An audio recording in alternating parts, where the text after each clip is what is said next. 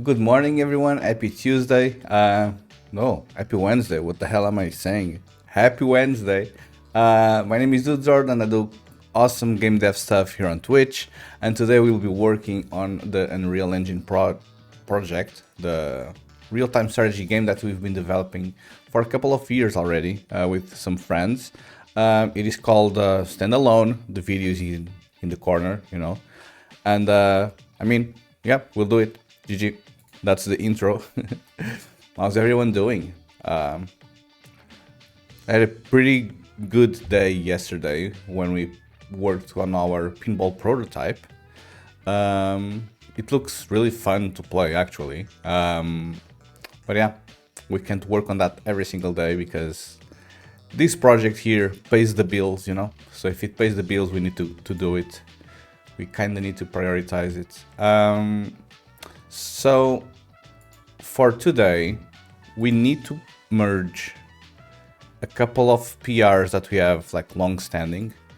Essentially because the person that merges the PRs went on vacation.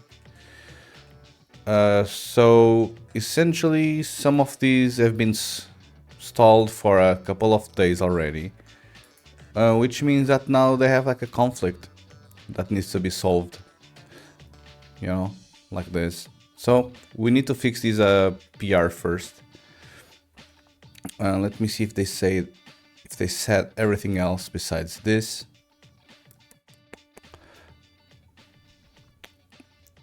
Hold on. I need to open Discord on the other computer.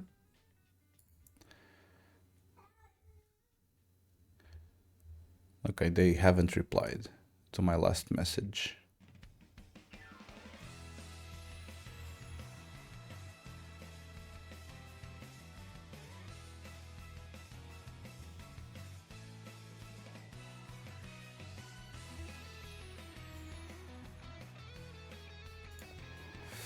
Okay. Okay. So we need to fix these PR here. So this is called enemy units selection, which is this one. I don't think I have any pending stuff here. I mean, it's just a packaged build. So let me see what I can do. I mean, I essentially need to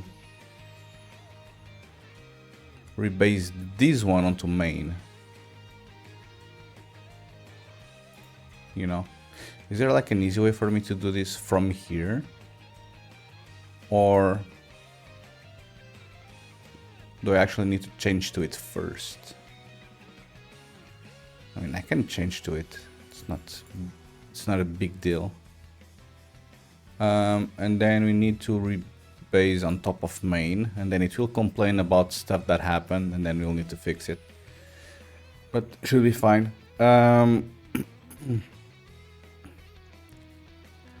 So let me just see if I remember what we did here. So essentially the file that's messed up is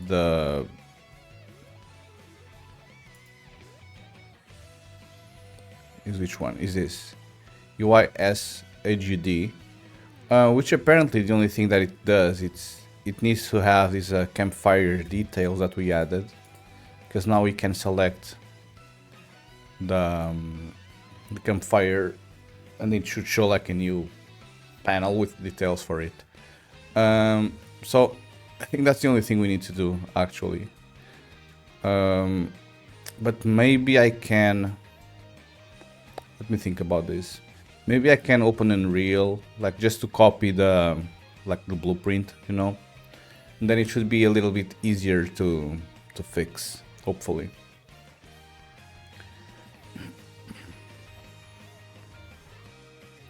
Okay, so it's compiling now, so we need to wait a little bit.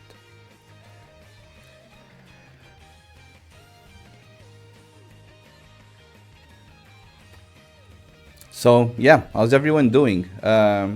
If you guys do not know, guys and girls, if my dudes do not know, I started working on a new prototype this week. for a game that will essentially turn into a complete game, hopefully. We have put 2 days of development into it.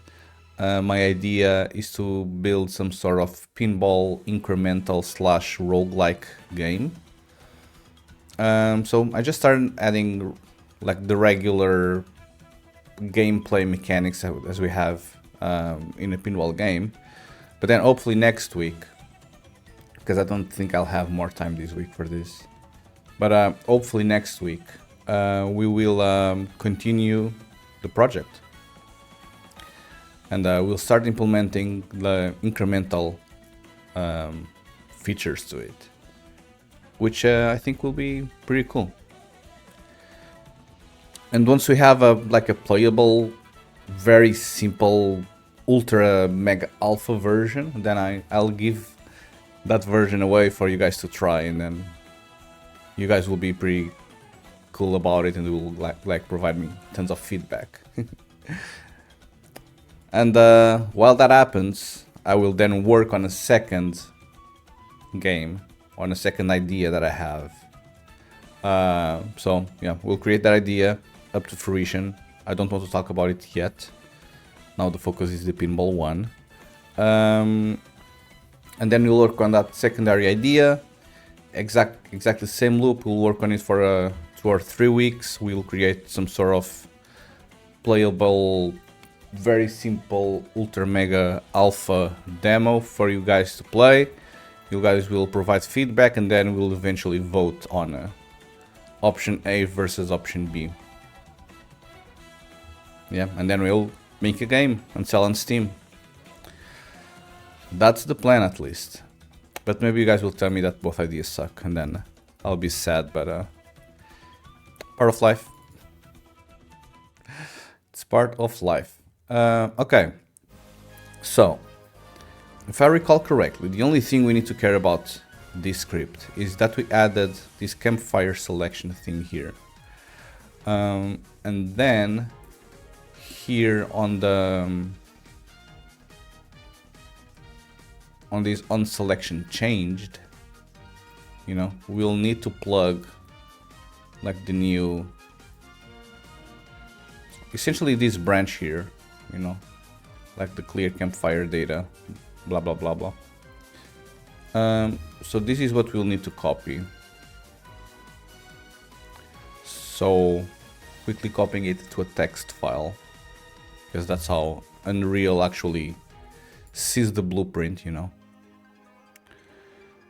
So we'll try to copy this there. What do I need more in terms of variables? I do not need anything.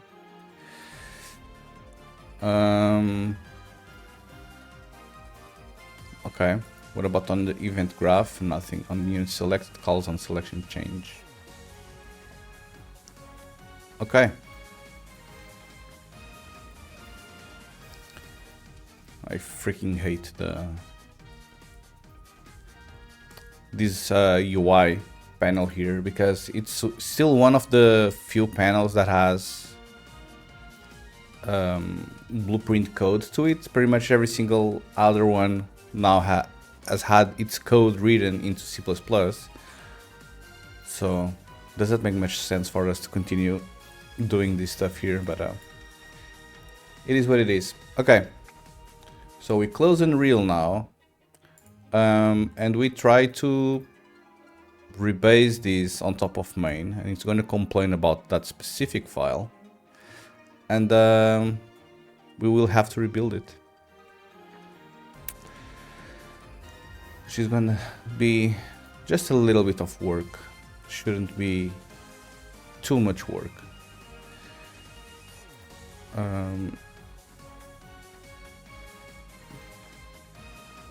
Okay, so this should be fixed here now.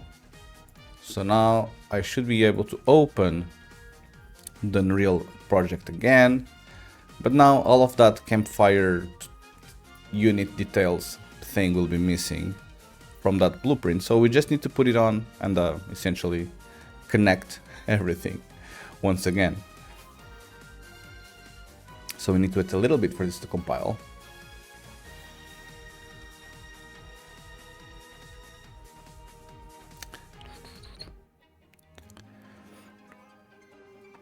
By the way, if you also don't know, there won't be any stream on Friday. Sad face. Yeah. I have a long weekend funny business thing happening. So Friday is a day off. Which means that you are free to watch your other favorite streamer.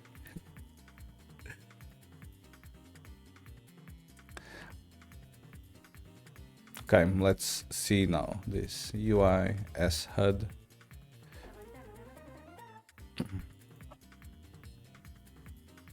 Okay, so first things first, we will have this selection switcher, and we'll need to add the campfire something details there, which is this one.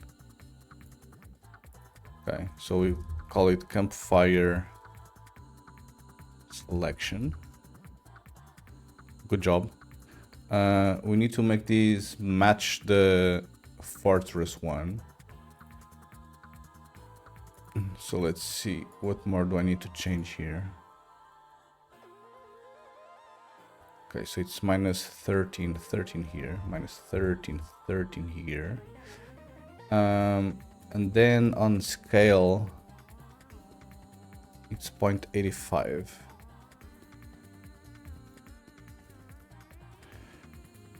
Okay. And now it matches. GG. Okay, so this first part here is done.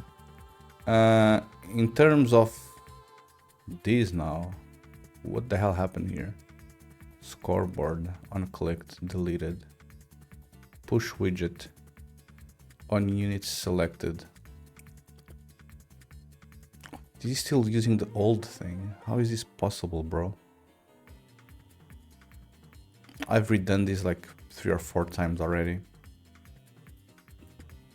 So essentially this is using, or this is trying to do the exact same stuff that happens is inside this onSelection change method. So there's no point in having like this thing here. So yeah, we'll need to clear all of these once again.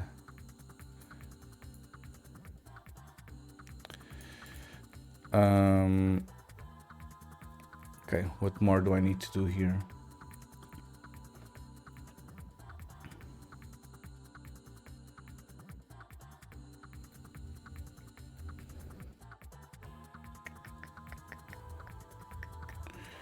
Okay, so you have the on unit selected calling on unit selected. We have the onSelection change called the onSelection change function. So in reality, what you need to do is we need to call the onSelection change again with this event is here essentially, and this is going to be the new selection, and I don't care for any of this.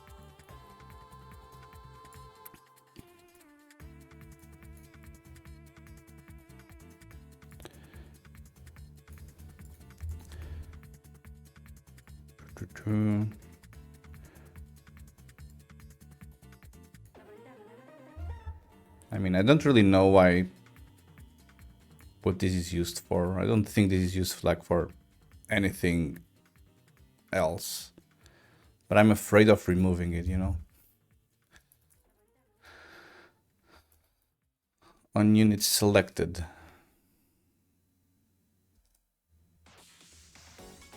So it has 2 blueprint usages, one in as HUD and another one here.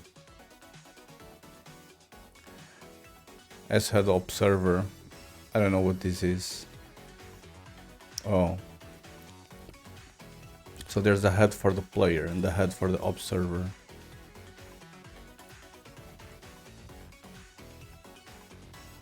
So we'll need to duplicate this.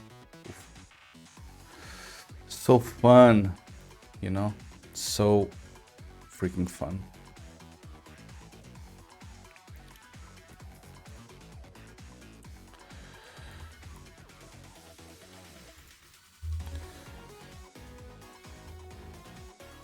Okay, so I'll need to grab the... Well, I need to do like the same method here again.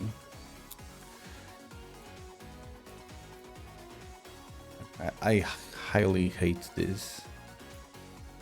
I hate this with a passion, you know?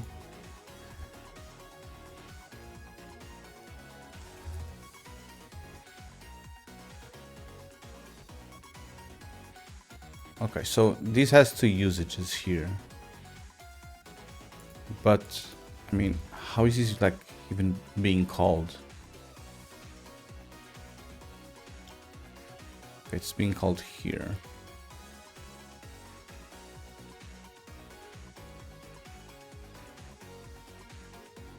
Broadcast selection changed. Broadcast unit selected. I don't know, bro. Okay, but we'll need to handle these both.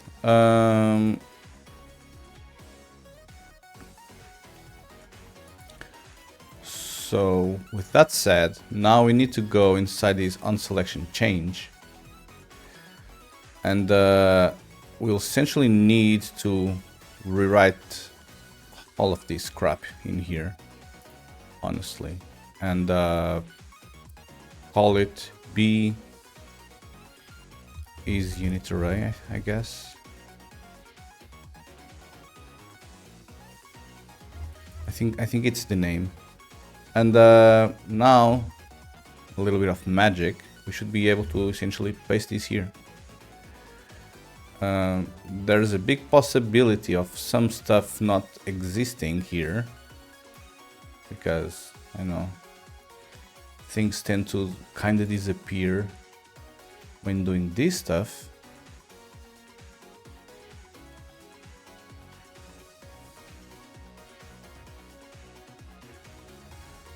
But this is handling the campfire stuff properly. This is doing all of this, so the only thing we need to do, in theory at least,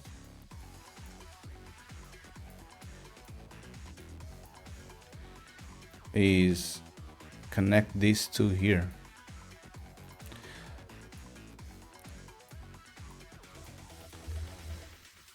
Compile.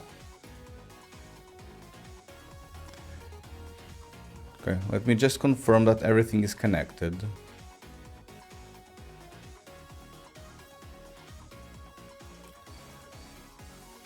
Okay, seems to be. Okay, so we should also be able to essentially do the same thing, but on this UIS HUD observer. Oh no, they actually have this function here again. So we'll kind of need to do the same thing here, you know.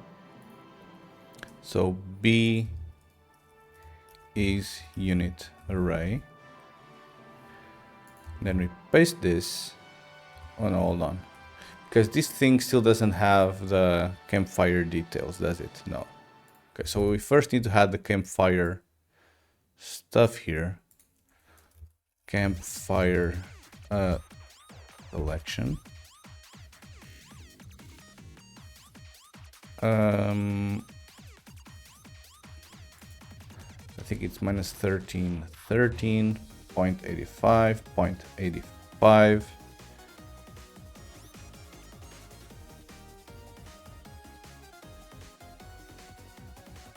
Oh, and it needs the 12 left padding stuff. Cool. Okay, and now we should be able to do this. And connect this guy here. And delete all of these, hopefully.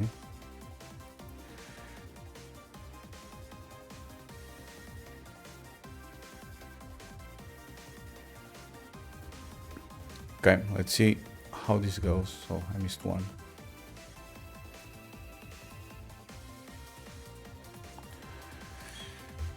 Okay, will these compile? It does compile, pretty cool. So now we can play the game and see what happens. So essentially we should be able to click on a campfire, and by clicking on a campfire it should tell us how many bases and how many bunkers and which country it belongs to. So I can select, no, which one is mine? This one is mine.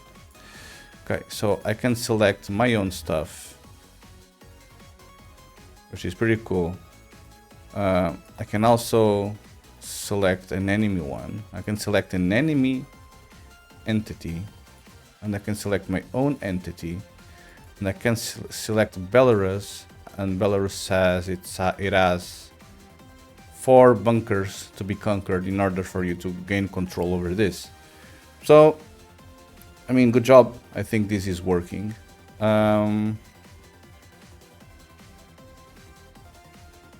Yeah, I think this is working.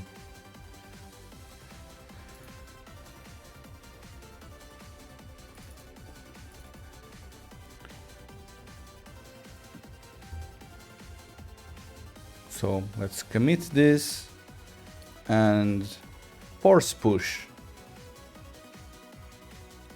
Force push is like the scary command that you shouldn't really use, but when rebasing, that's what you need to do.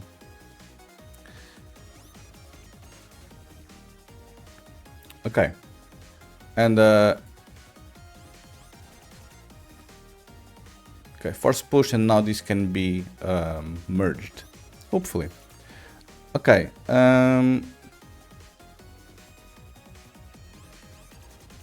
there was another stuff that I needed to change on these PR.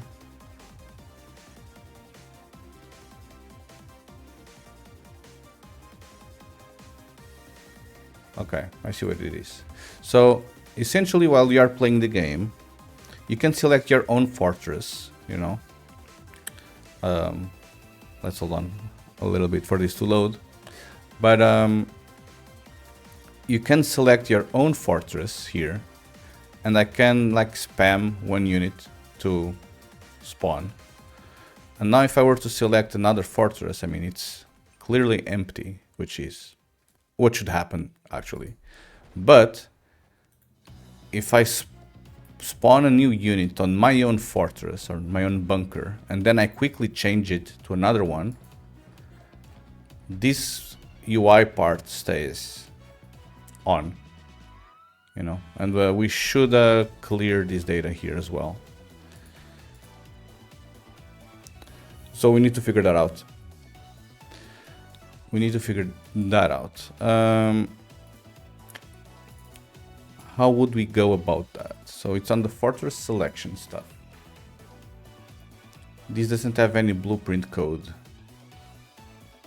Oh, it actually has. I mean, this actually seems like it's like just completely disabled. Yeah, I don't think this like uses any of this code anymore.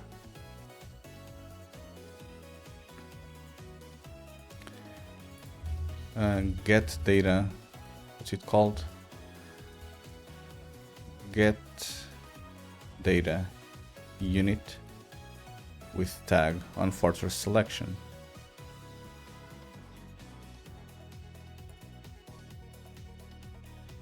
Yeah, I mean, pretty much all of these can be removed. Good job. Good job.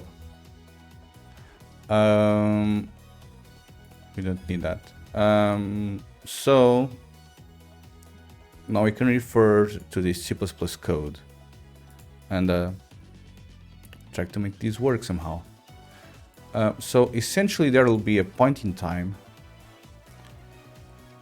where we will be calling this initialize fortress display, you know.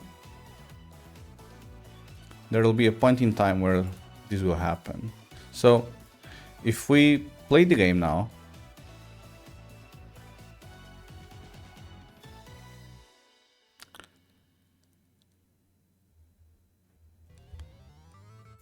okay, if I open my own thing, Okay, it calls that. So it's actually called twice because, yeah. And then I spawn something. Okay. And while I'm spawning something, if I click on another one, I get this call here. So currently, yeah, I'm on southern Russia, but I'm selecting a new fortress. And this thing is being called from the unit selected thing, which happens inside the HUD code that we were managing. Should happen here.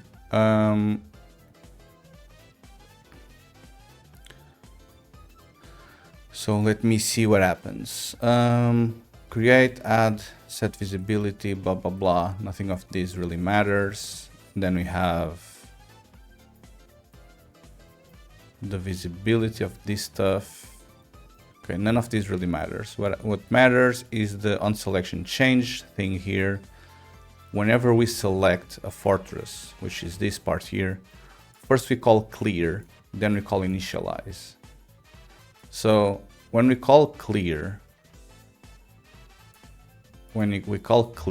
we probably need to remove more data that we are not removing.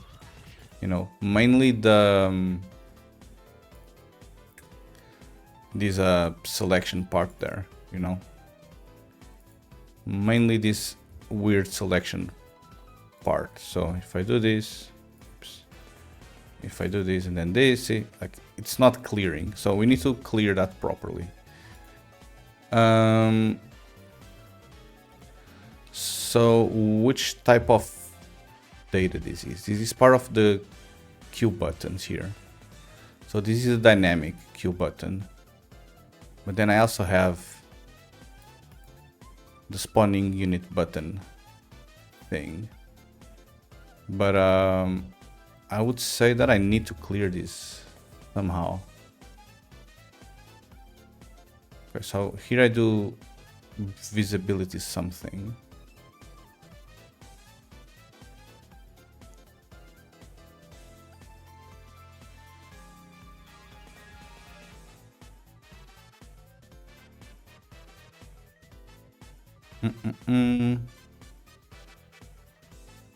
Hello, Simonot.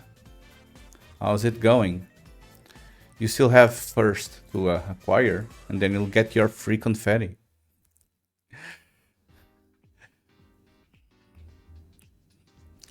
GG, you are first. Hello, welcome to the stream. Yeah, today is being like pretty quiet. Not a single message in 30 minutes. But then you appeared, and now my life is complete. Yeah, today we are working on Unreal Engine stuff, essentially. Okay, I actually need to like clear this somehow. Oh, I have a clear button data. Meetings. Oof. Yeah, if there's one thing about being unemployed is I don't have to meet with anyone. Well, I kind of meet with you guys every single day for like 6 hours, but it's different. We can just talk shit the entire time. I mean, I think this is gonna work if I just call like the clear button data there. Okay, so we need to restart Unreal Engine.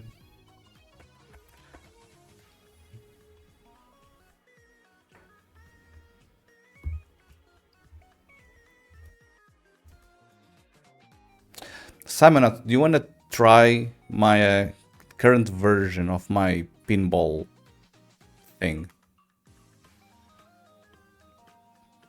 I exported it, so I have an executable going.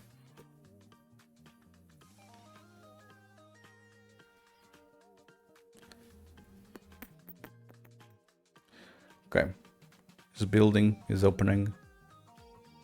GG.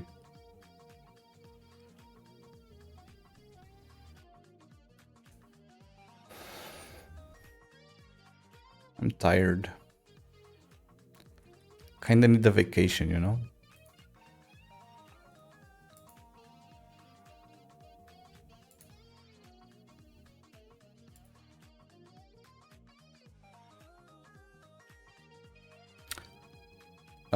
Okay, let's see if this works. I think it will. I woke up today so relaxed, not a single muscle was tense, felt like an octopus. There've been the rain sounds during the night. Oof, that feels cozy, yeah. That feels indeed very cozy.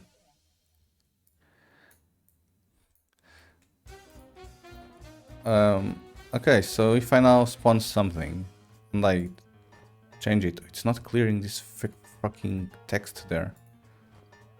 So it needs to clear the text.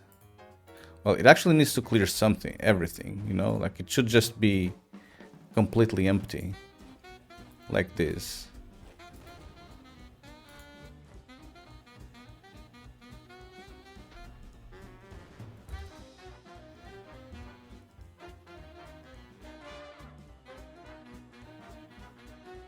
But I mean, what happens if things are like this? And then like this? What's the difference between that and this stuff? It's freaking weird, bro.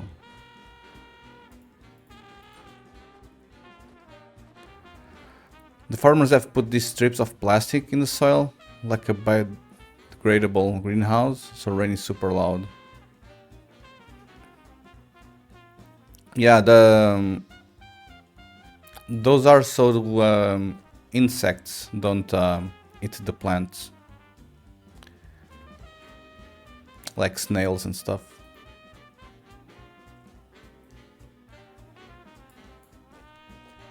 Yeah, I know what you mean.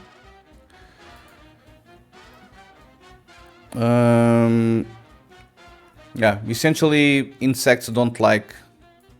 Insects need sun, so they don't like being in shadow. So they will try to walk on the plastic, but they don't like the plastic feeling because the plastic has some sort of deterrent. So they will avoid the plastic altogether, so it means that they will never reach the plants. So yeah. Only the flying ones will try to do something with the plants, but the crawling ones won't reach the plants ever. This is a pretty cool solution. And it also kills the... what's it called? Hold on.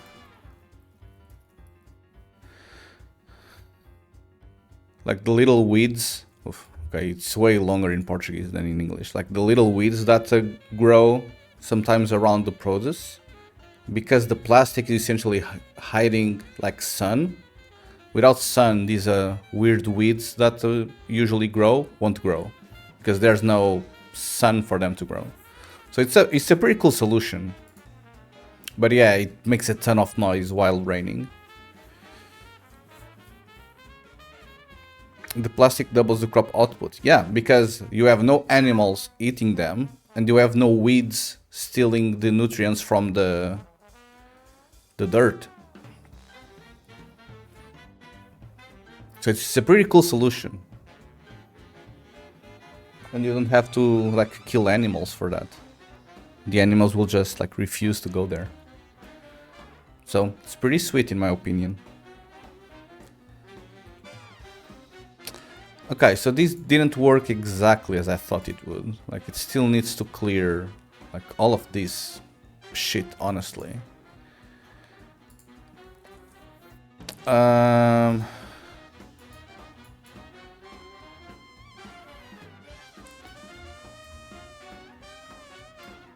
So let me see where the hell this happens.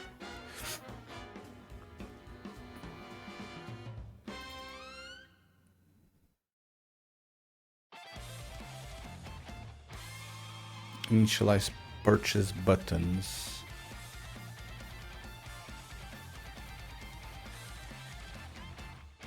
Refresh spawn queue. Update spawn progress. Update queue buttons.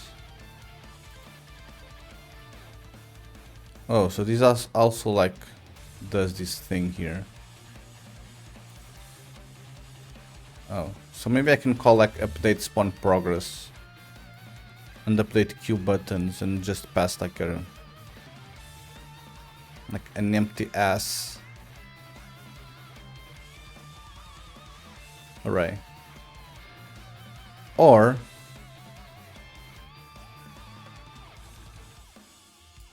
no, okay. I'm just gonna call this. So where is this? It's here on clear button data. And then I also have this, and here I pass a new empty array. How do I pass it a new array? Can I like do this? Can I do this? No. What's a reference even? No. The hell? How do I pass a T array of this stuff? Needs to be a spawn something spawn queue. Is it a container or an item? Bro. Spawn queue ID data. Oof.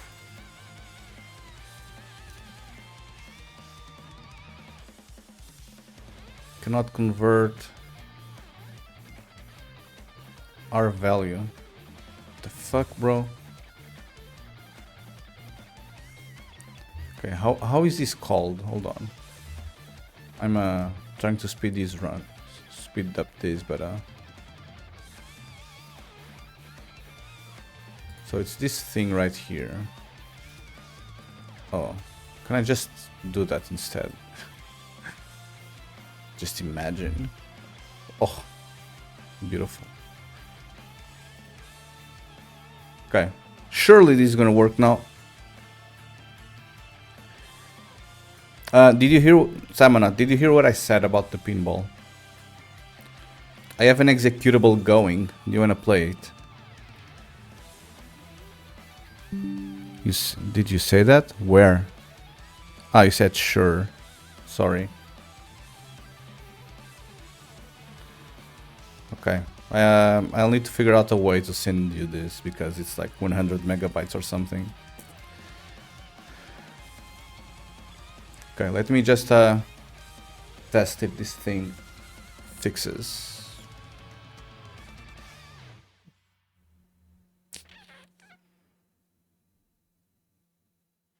That's 3 bucket for the win.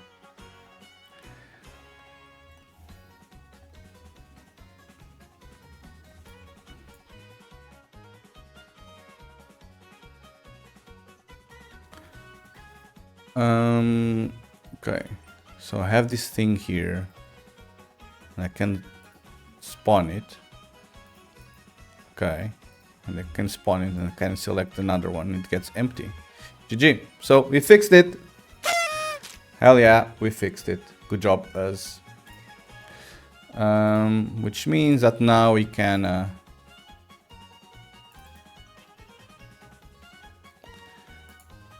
push this, remove unused blueprint code from there, and then properly clear fortress selection when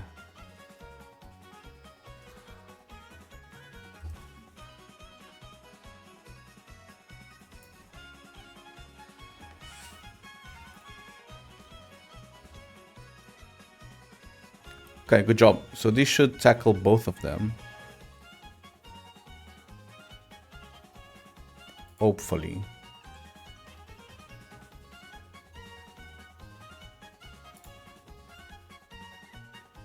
Okay, so it's updated there. So let me change the thing to the guy.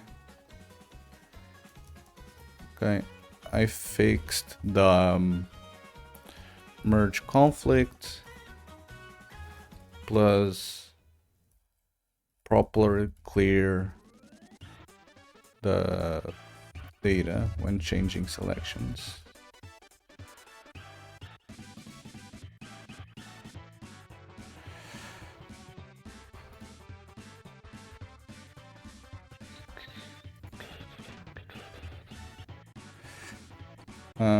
I also updated the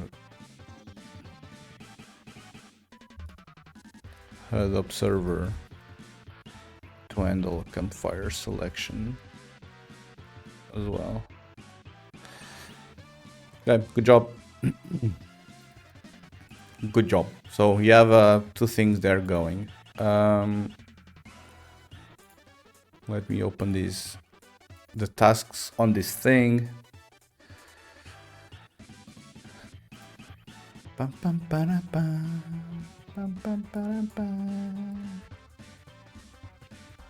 Okay, I'll just put like one additional hour there.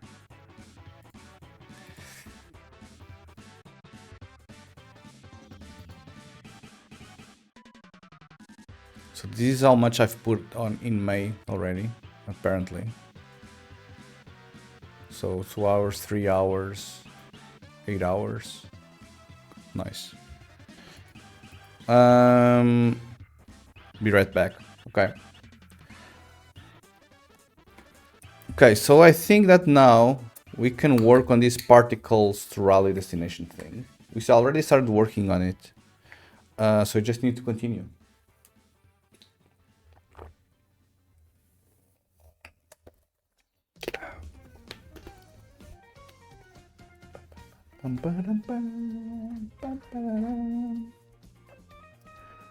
Okay, so we'll need to work on this stuff. So if you guys do not know, I'm trying to create some sort of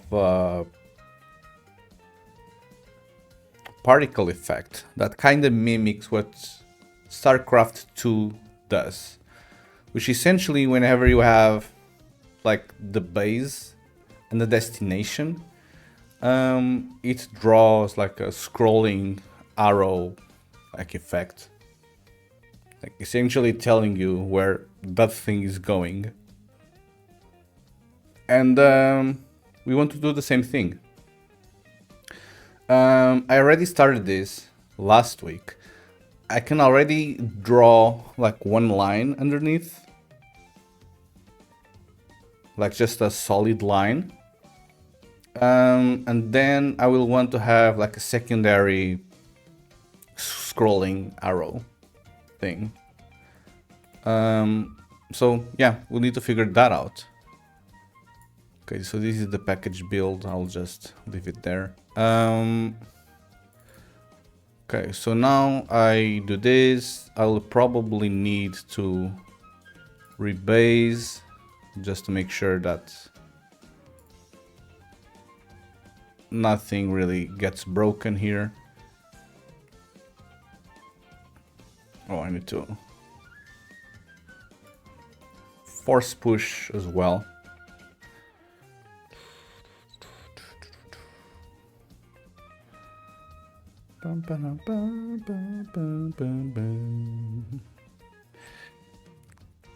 Okay, so Simonat was saying that I could upload this to an S3 bucket.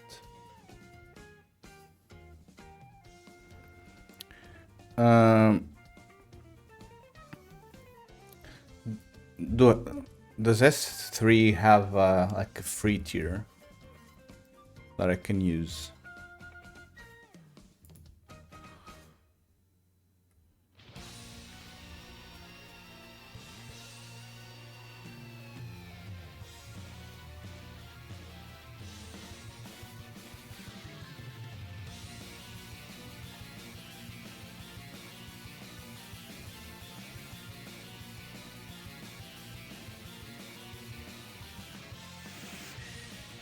So it's 12-month free trial. What happens after 1 month? Do I need to pay for it?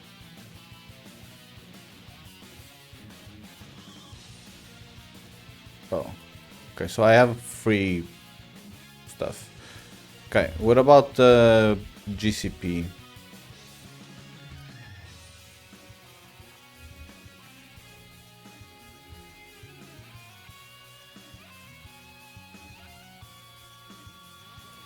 So it's 5 gigabytes as well.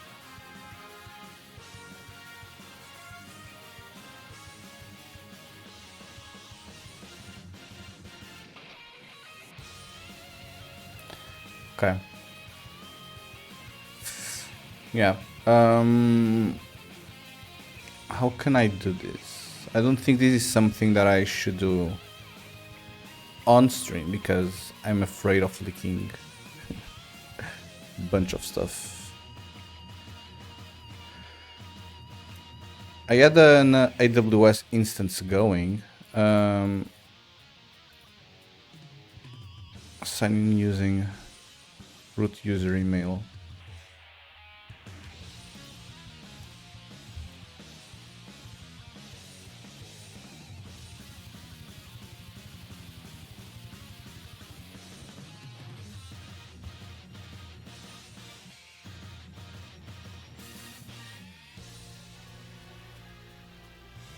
For security reasons, you must reset your password.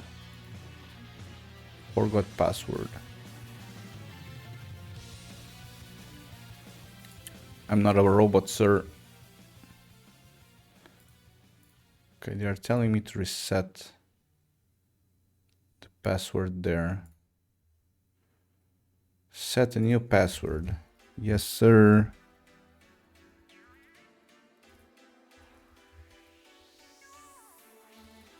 Although I think this will be the same password as Amazon.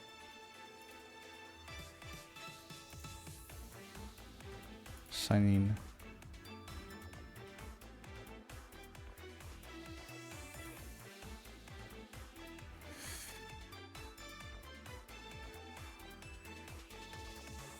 Pum, pum, pum, pum, pum, pum, pum, pum. We sent an email with the verification code. Thank you.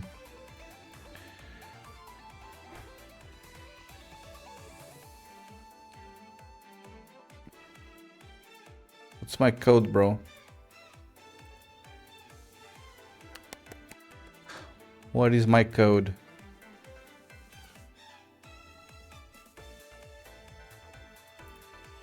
Oh, it was on another email. So they sent me like 4 emails in quick succession.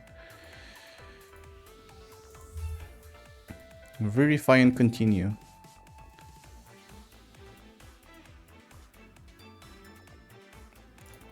Authenticator app. Okay, bro. Okay, hold on. I need to add an authenticator. Pum, pum, pum, pum, pum, pum, pum, pum.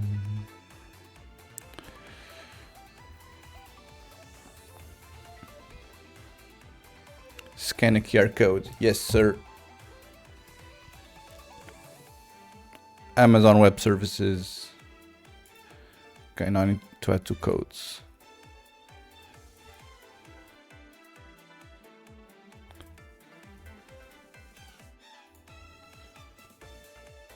Successful.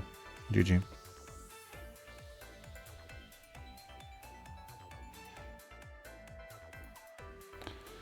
Okay, I find it weird because the other day I tried to do this that I'm doing right now and I couldn't because they didn't allow me to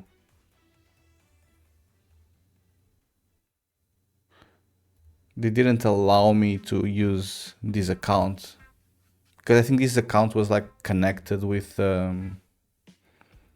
chaotic stuff. So I don't know.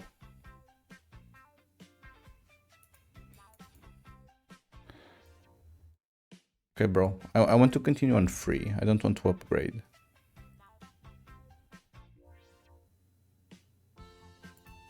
Thank you.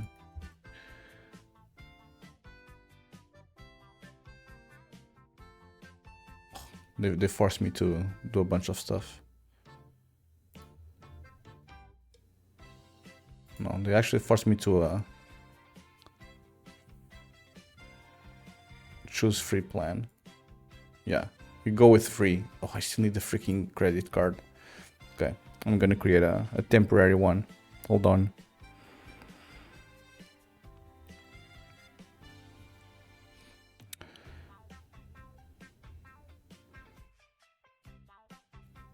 Okay, I made a good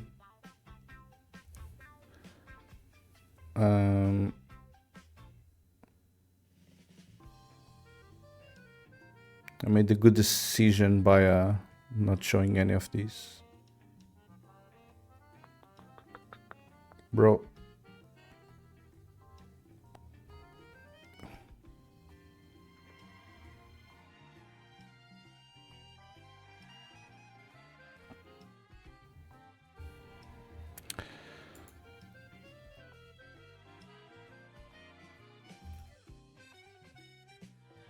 I'm just confirming that I'm not typing on the wrong monitor. Hold on. 2026 CVC, guys. My CVC is 849.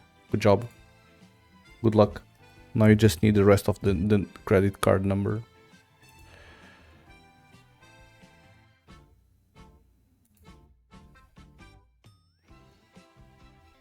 No, I don't want to store this card.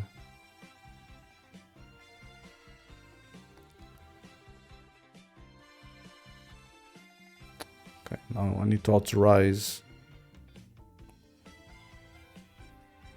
these. I have to authorize these, so they stole €1 from me for some reason.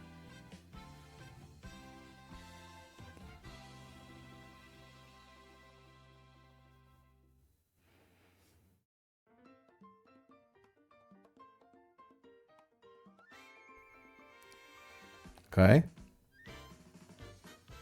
Setting up your AWS account. Hang tight. This process takes around 10 seconds to complete. Lovely. And GG. We have an AWS account. Okay. Okay, maybe I'll need to sign out then. Like, what is the proper way for interacting? Good morning, LitGeek. Hello. I just created an AWS account to start uploading my games or my playtesting executables. GG. Your account with free plan is ready. Thank you. How you doing? How you doing? Okay, so I think now we can resume on this particles to rally destination thing. Doing okay. A little tired. Same. It sucks being old, you know? It does suck being old.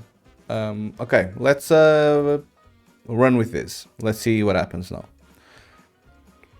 So currently we'll have whatever we did last week, which is just like rendering a red line between a start and an end position using the Niagara particle system, which is pretty cool in my book. So we'll need to extend that and add like the little scrolling arrows, which I'm not exactly too sure on how to accomplish, but I would say that's probably one of those situations where I'll use like ChatGPT or something, because it's a way too complex of a system to actually understand it all.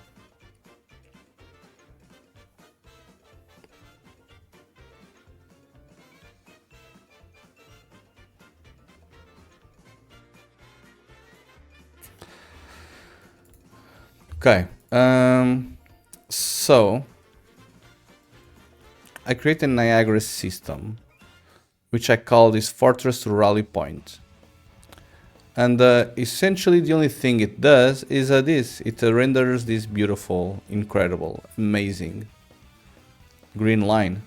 You know, like I moved this, like the position, and it shows the thing. Although now it barely shows anything. I'll do it like this.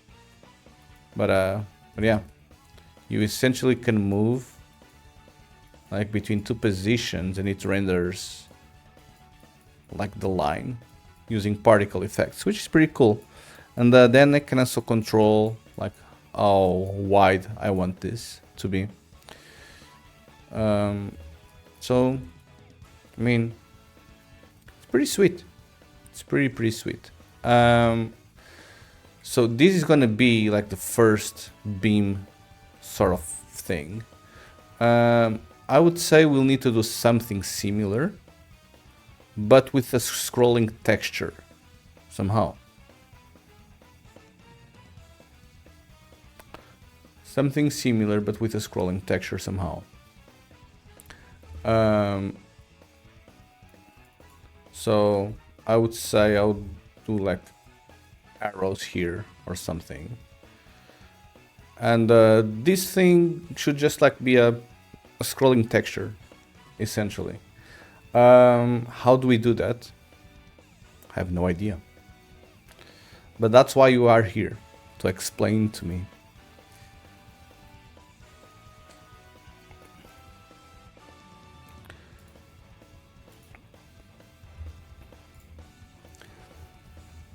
Okay, so let's see if I can understand what we did regarding this beam here. So we have an emitter that runs for 1 second on an infinite loop. So it's always emitting, which is okay. Then this beam emitter setup has two positions, a start and an end position. Okay, and then it's gonna spawn 32 quads or something to render those, which is fine. I mean, I think pretty sure you can do it with one quad, but whatever.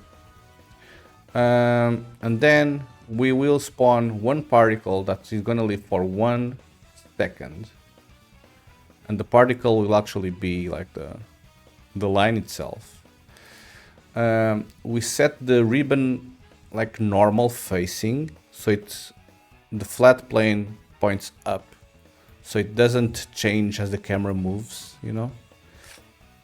Then we actually spawn the beam. We set the beam width. We can also like twist it and stuff apparently. And then we can update the beam, and then we render the beam with this material here.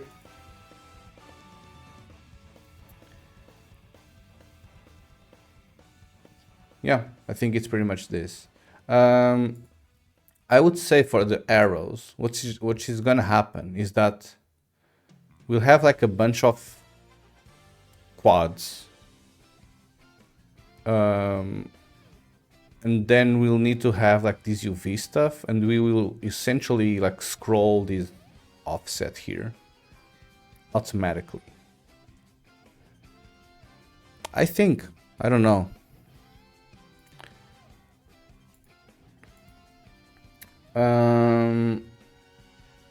So let me maybe pull up, because I'm pretty sure I already asked like Codex about this. So let's see what it has to say. Where is this thing? It's here on standalone. No. Oh, maybe it was even on ChatGPT directly. Okay, I'm not linking ChatGPT here.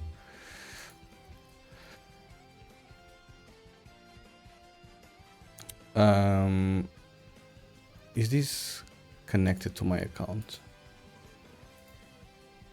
It is, okay.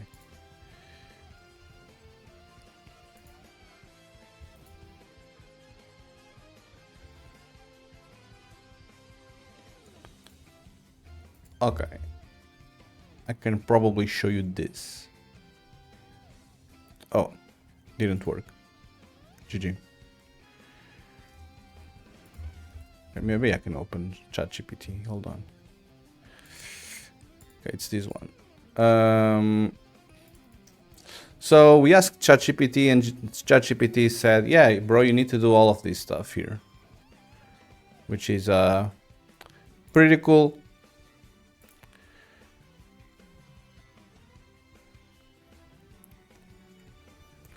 So we essentially did all of this, and then the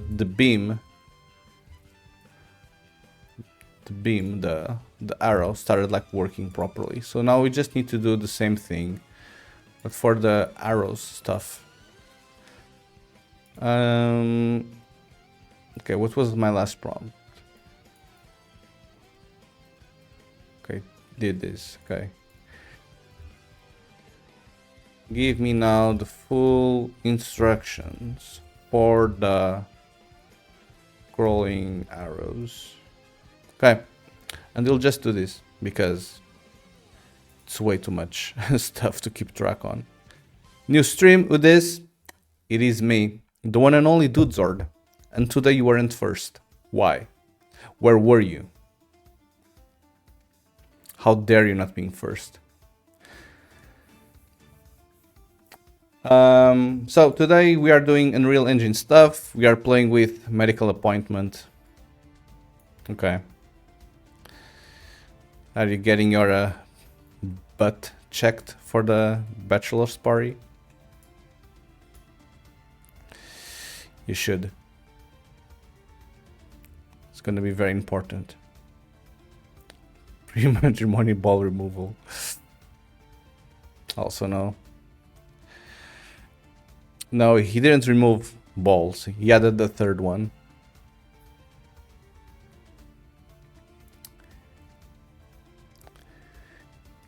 He now has 3 balls. Okay, so how do we do this? So we have start position, end position, linear, blah blah blah, spacing, speed. I think we already have the spacing and the speed here, so it's fine. The scale, sure, bro. Max arrow count. I don't think I need that. So we'll need a mesh renderer. Create and import a flat arrow mesh. Also, it needs to actually be a mesh. Can't it just be like a regular material? Does the third ball hold the parity bits? Funny. Yes. His balls run a RAID 0. So no parity bits, just a full copy.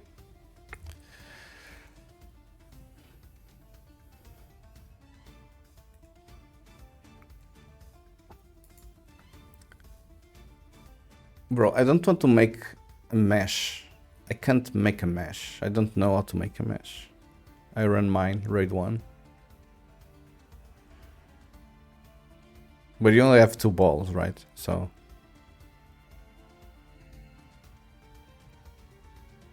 you can't do a RAID 1 with only 2. Can you? Sure you can. Okay. What the hell is RAID 1 then? Because they work so differently that I don't know. Provider phone drive files speed.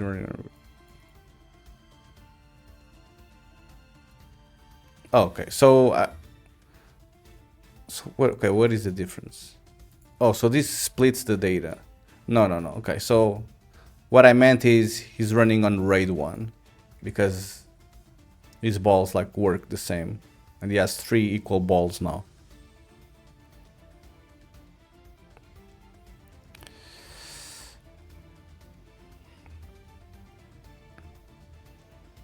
Okay, so sperm head in one ball and sperm tail in another one, and they get like glued together on the exit. Gotcha.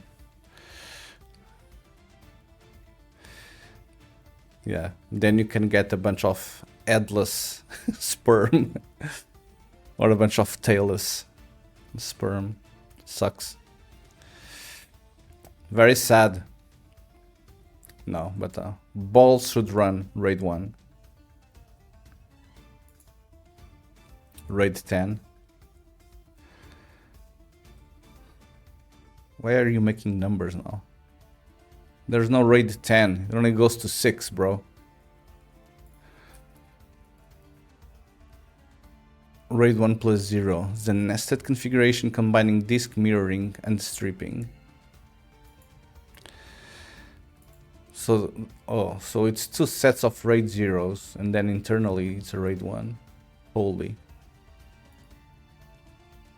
Okay. But for these you need 4 balls. You know? So, needs to be an even number of balls.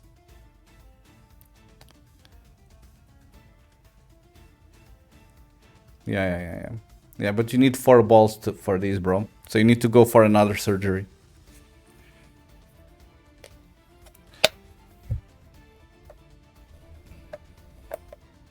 Seems like it, yeah.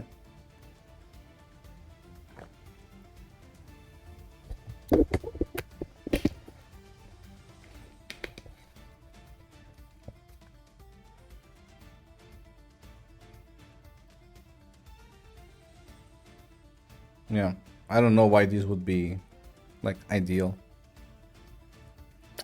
Or not. Okay, got a weird text message. Let's see.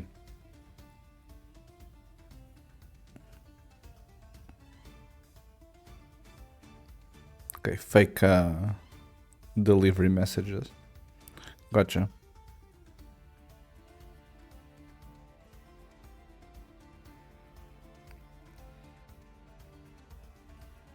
Okay, so let's continue on this. Do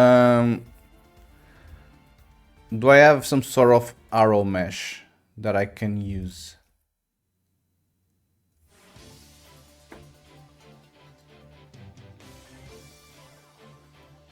Surely.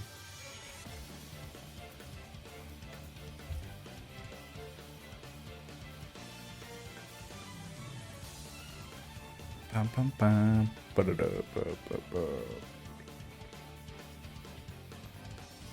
Oh, amazing. I mean, this is just the material. Okay, let's see what we need to do. So we need to create some sort of mesh. Then we need a new emitter, which will be the arrows. Then like the emitter itself, not the module. Yeah, bro. It's here.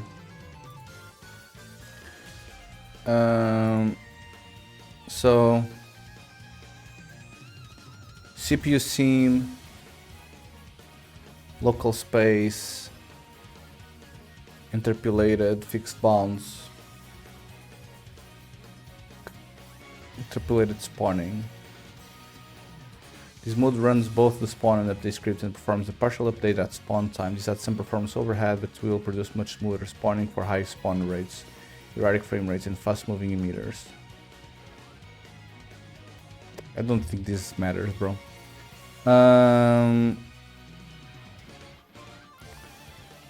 Okay, emitter update group. Your emitter update stack should be emitter update, should have an emitter state and the spawn burst instantaneous. So we remove the beam. Goodbye beam. Then on emitter state, should have lifecycle system, infinite, blah blah blah. Okay, whatever. On spawn burst instantaneous, the maximum number of arrows. I'll leave it as this. Then on the particle spawn group, I'm gonna have just an initialize and the set new something. So I can remove this beam stuff.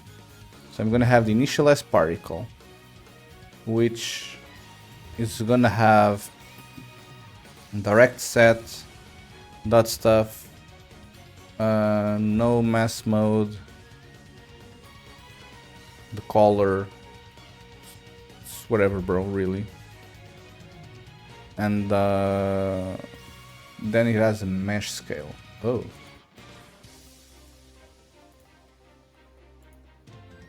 Mesh renderer.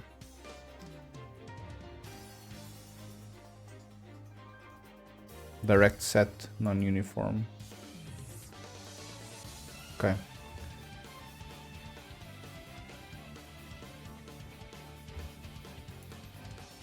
Okay, I'll just leave it as one.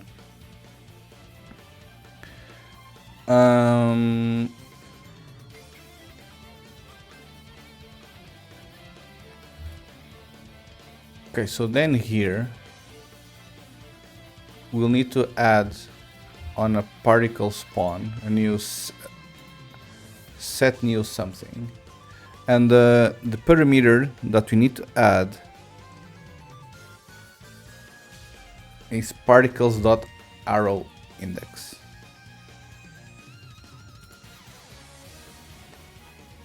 Make new.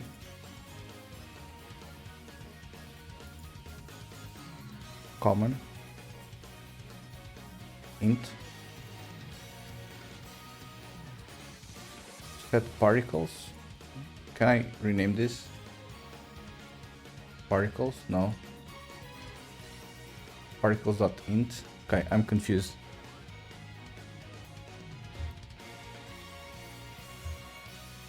Particles.arrow index. Do I need to store this arrow index anywhere? No.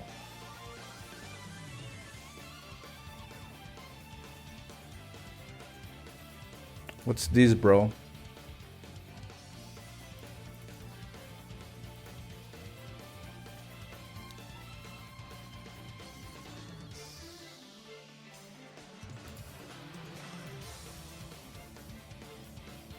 Name.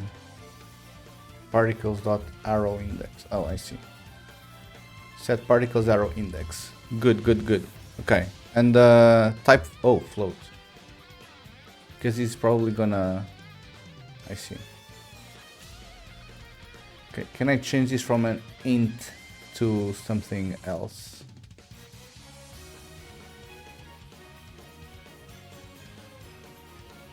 Okay. Maybe I need to actually create a new one.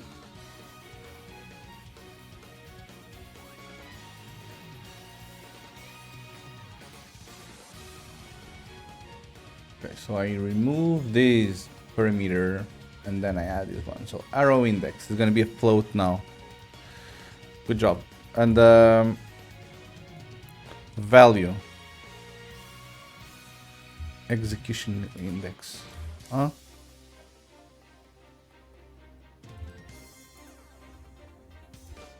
Execution.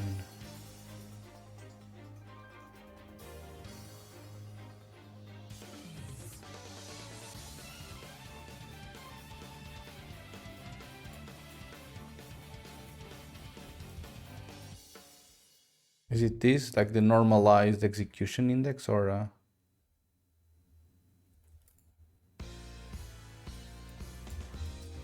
probably? Okay. Use float here. It is easy to use in modulo math expressions later. This gives every arrow a stable slot. Okay, particle update group.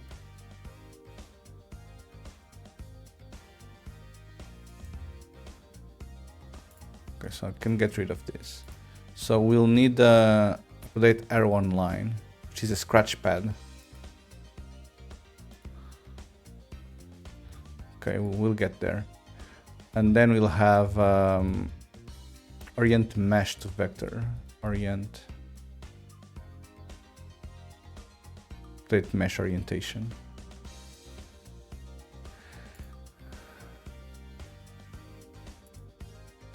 Orient to vector.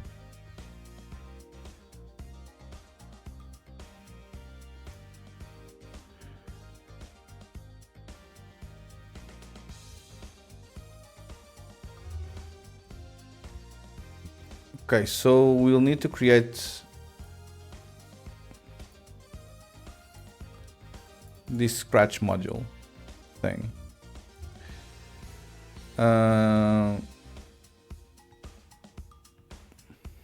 You can build it with Niagara nodes, but the logic should exactly match this. Are they really gonna force me to do this through this stuff? Ugh.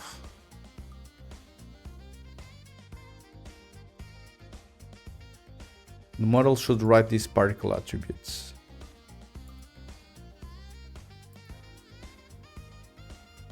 Output map. How am I supposed to?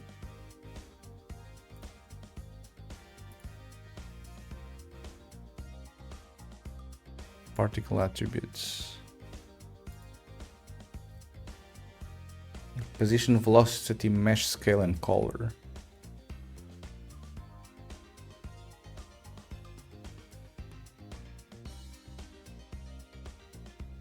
Oh, node by node version. Yeah. Create this graph. Input parameter reads.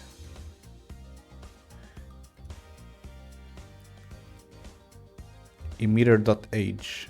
Oh.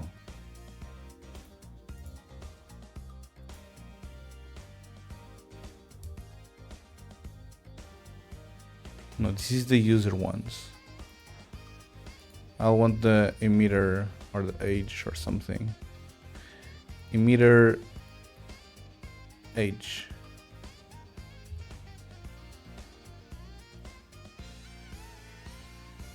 How am I supposed to use this? I have no idea. And particles arrow index.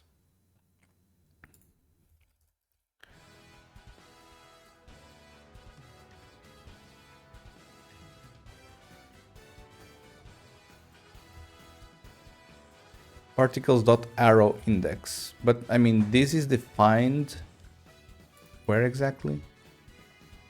Here.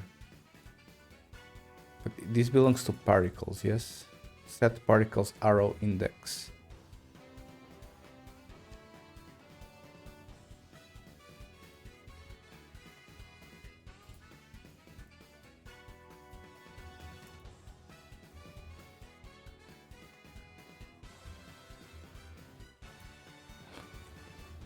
Why do I have two of them? Can I...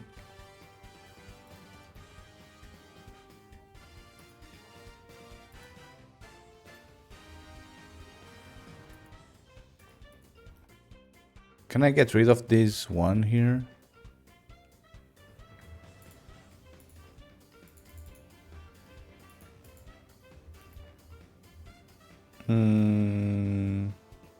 Oh, you can't actually see what I'm doing. So I have this arrow index here, but I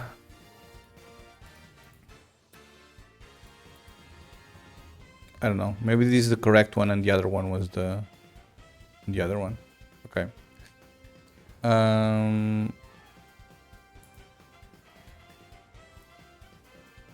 Okay, but I thought that arrow index would be appearing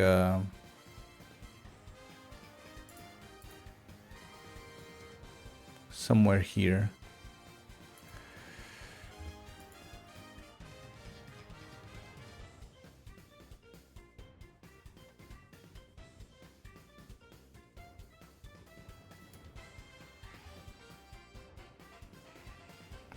This parameter is used in a reference external graph and can be edited directly.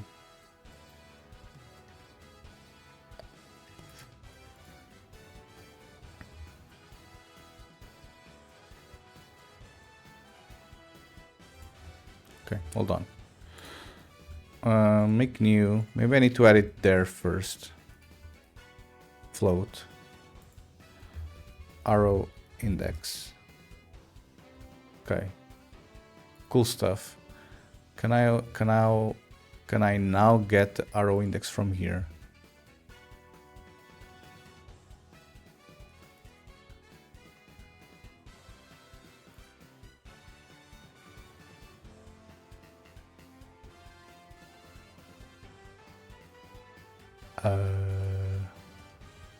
Oh, it's on active overview. I see.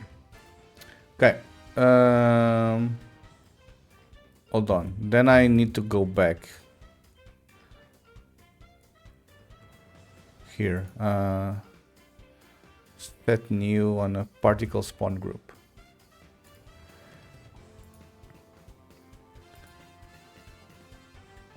Propel arrow index.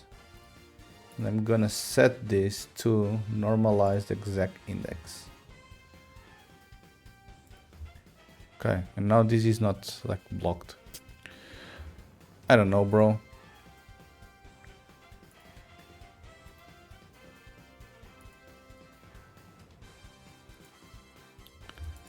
Okay, and I'll be able to use those, whatever. Okay.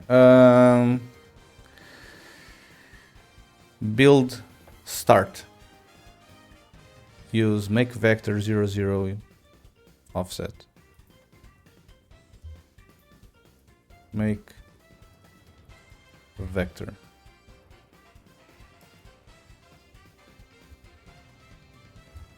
Okay, so this is going to be start. Output 1. Can I put a name on this stuff?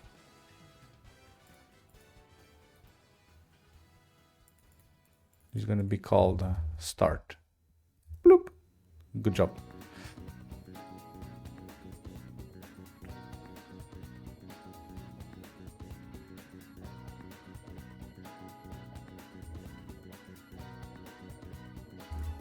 No, because this is the start offset. Start offset. And then I will add these with the user dot something. User dot start location. How do I actually like use this stuff? Do I need to first add the operators?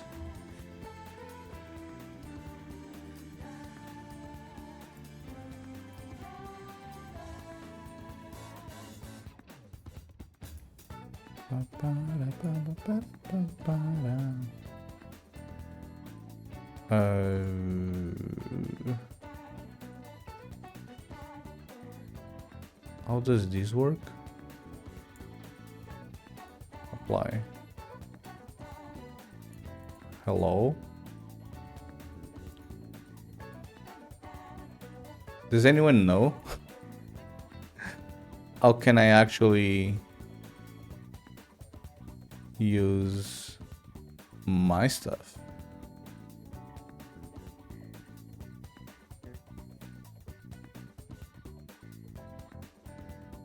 Like, how do I put this inside here?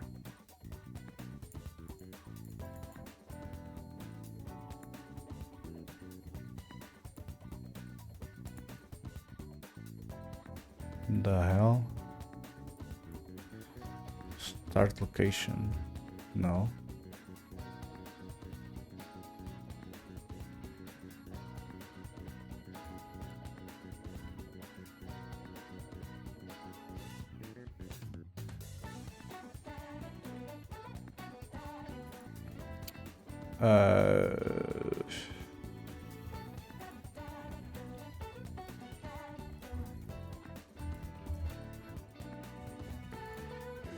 How does this work?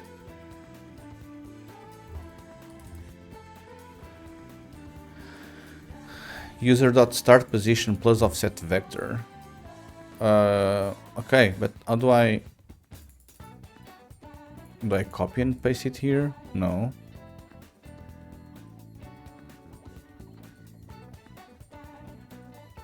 Edit hierarchy.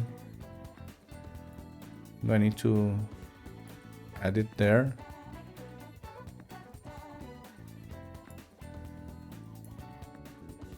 Maybe I need to add it here so it actually shows here. No. And this has some weird hierarchy stuff, but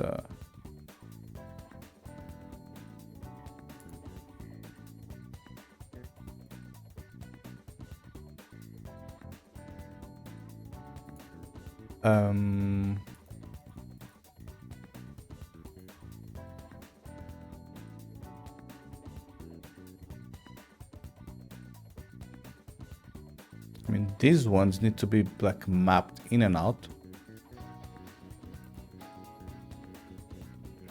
I don't have user parameters here. They are on this separate thing here.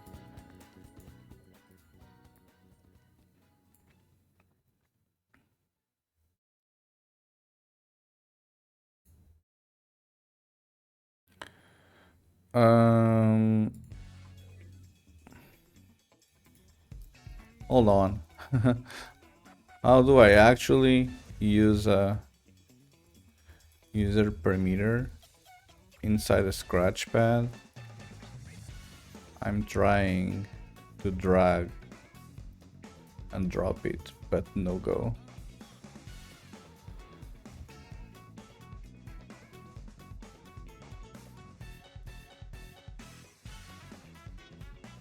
Uh,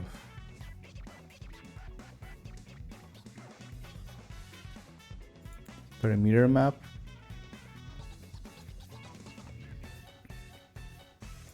Do I need to get these parameter map get kind of stuff?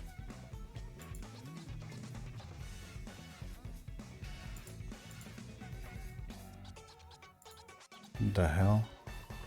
Oh yeah, user, yep.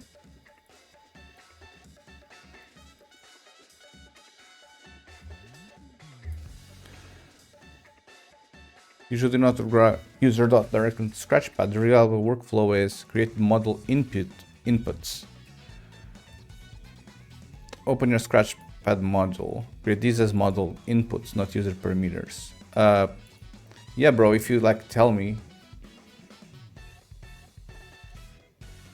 How do I create module inputs?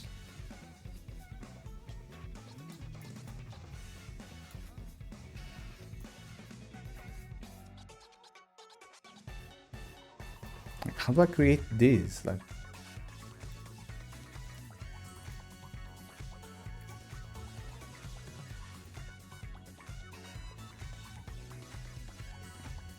is it like these dynamic input stuff?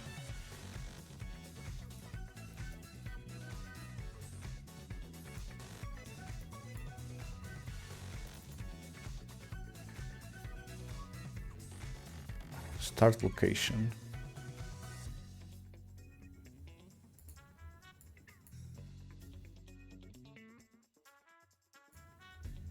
Map get. The fuck?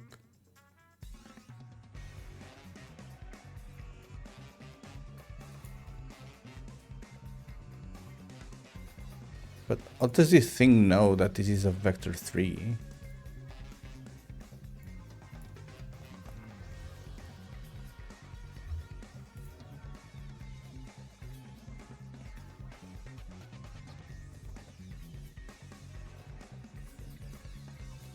Parameter map get.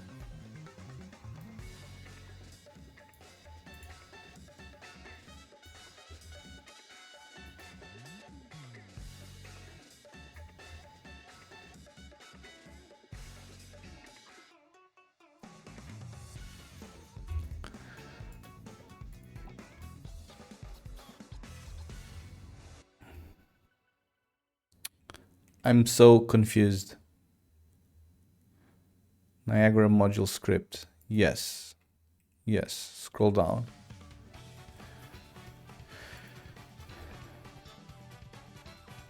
Emitter scratchpad module.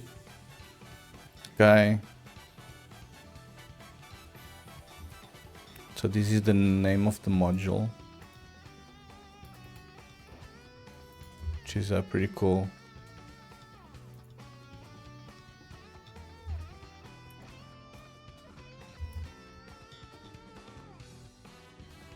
Rename your scratch, blah blah blah, with module name, blah blah blah. Data flow. Like other graphs in Unreal Engine, the data in the module flows from left to right. You can use map get nodes to extract data from this Niagara parameter map line, and use map set nodes to set data into it.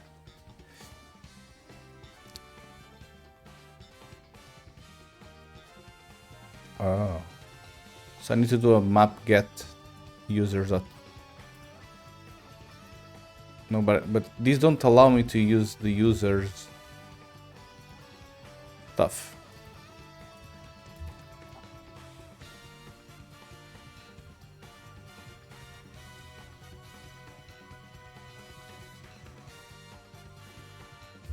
Oh, do I just create like a vector here? Maybe I get rid of this. Okay, maybe I use a start no, a vector 3, and I call it start location. And maybe I connect it here or something. And then a vector and location. Okay, but how do I now map this?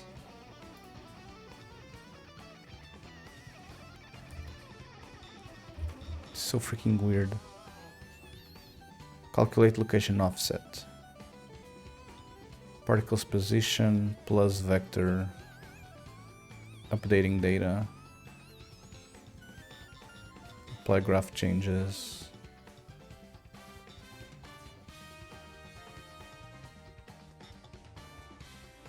Niagara is so freaking complex, bro.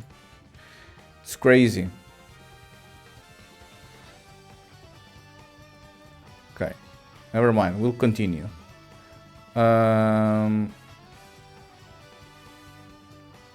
Inside the Scratchpad editor, in the parameters panel, add a new parameter. Yes, on module input. So I have a module dot start location and end location. Type vector 3.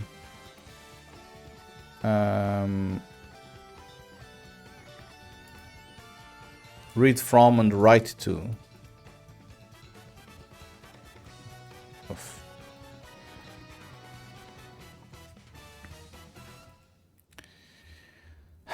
Yeah. Okay, so I'll need to do a... This fucking sucks, bro. This fucking sucks, you know? Like, whoever thought this was a great idea to do like this shit right here, bro.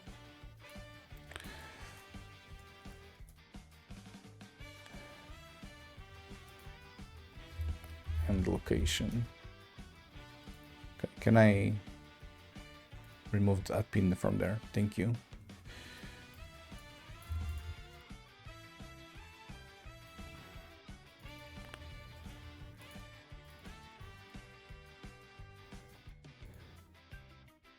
Okay.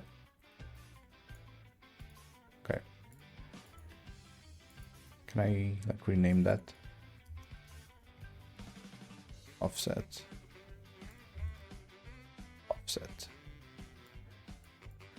Okay, so I have start location, I have end location. Then I need a build direction, which is end minus start. Minus. So it's end minus start. Beautiful.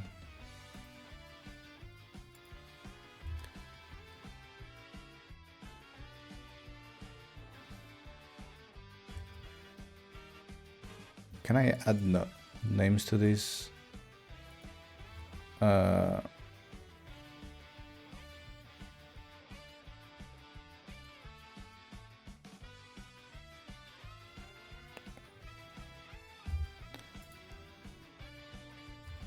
Direction.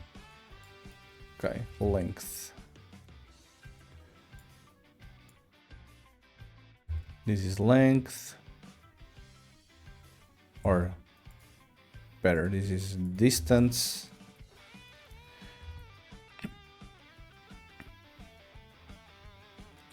Safe distance.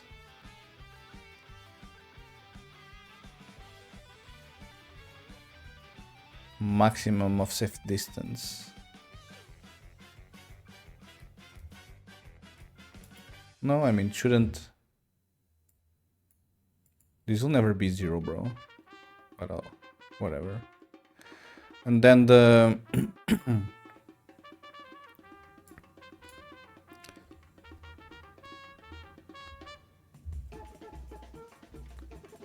Okay, and then we'll have the direction normalized. Which is going to be...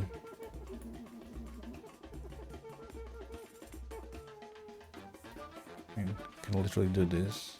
Don't need to do this dumb shit here.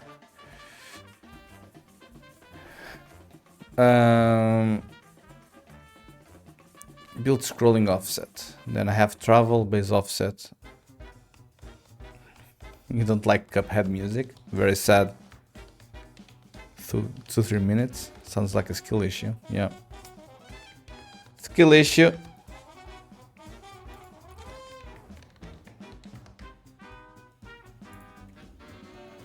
Bro, I'm hating this so much.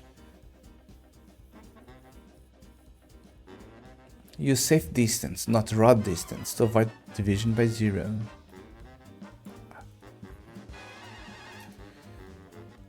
Yeah, bro, it's a max with a 1.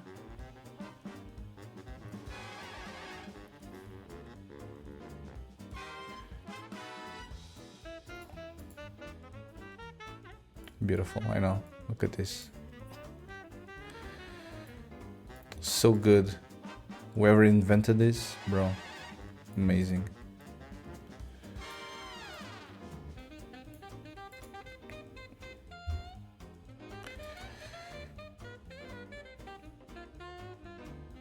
Can't I actually just fucking use this as a C++ thing?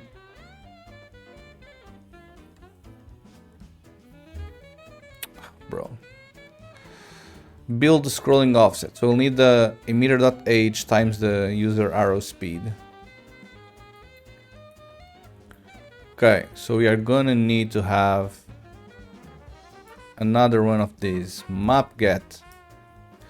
We're gonna have a float arrow speed. Good job. And then we'll multiply this by emitter h. No. Okay, how can I? Oh, emitter h. So I need to do a map get this, bro. This is fucking obnoxious as hell. So we multiply these two. Beautiful. And this is gonna be my travel. Travel. Beautiful. And then I'll need to do particles arrow index.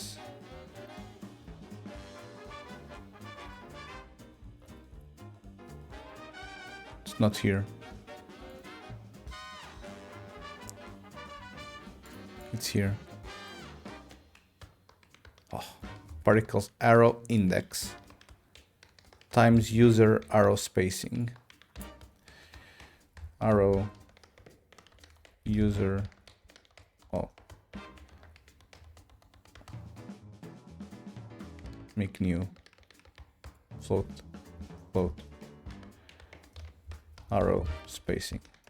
Yeah. And I'll also multiply this. And this is gonna be my base offset. Wow. Base offset. And then I add both of them.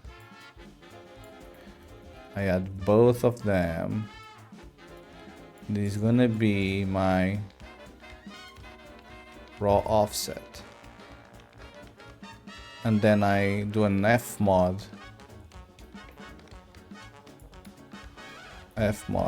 Mod.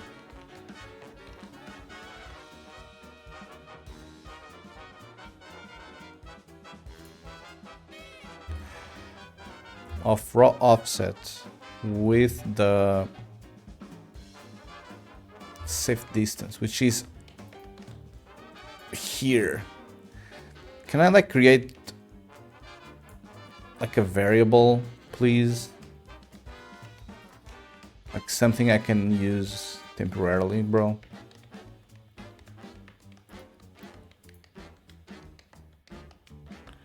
Because, I mean, this kind of fucking sucks, you know? Because now I need to move this. Look at this amazing code, bro. Okay, so this is the offset along the line. This might better work. offset along line. Yay. If the node is named differently in your UE version, search for modulo fmod fraction. It's fine, bro.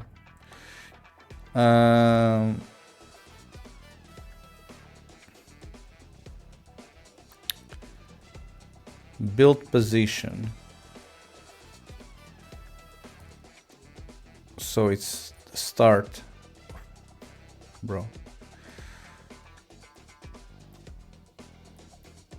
Okay, so this is gonna be start. This is gonna be end.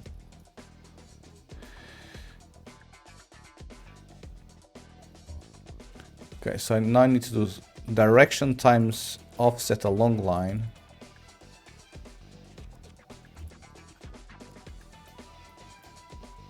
So direction multiplied by offset along line, and then I need to add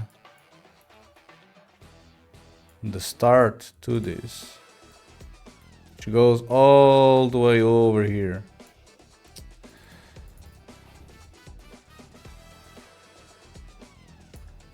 Whoever invented this, bro, they freaking don't deserve to live.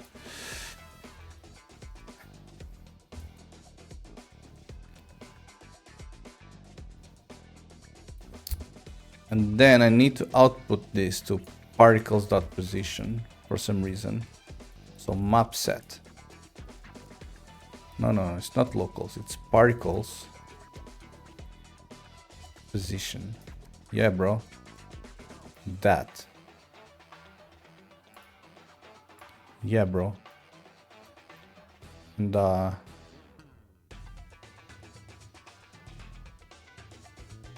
when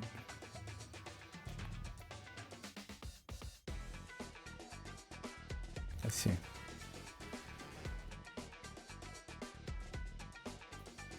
So this and this fucking hell. And this, oh, I lost it. Oh, it's here. Yay.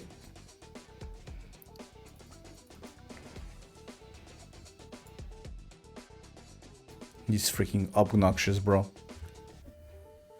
Okay, so we have the particle position. Now we need the velocity, which is direction times arrow speed. Arrow speed. Oops, it's a float. Arrow. Oh, sorry. I already have the arrow speed there. Remove pin. So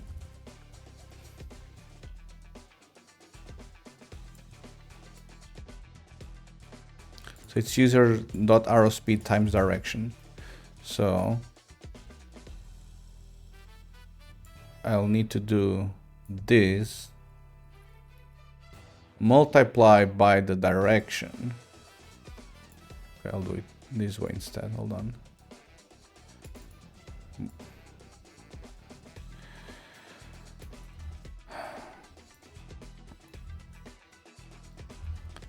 Oh well. This is gonna be the velocity. Velocity. Okay, and we are setting this to particles velocity. Particle velocity.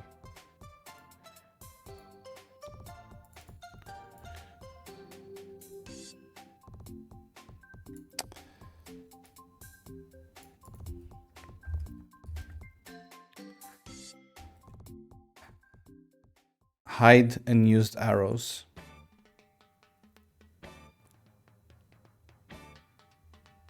I don't care about this, bro. Select visible user arrow scale. Okay, so we have particles mesh scale.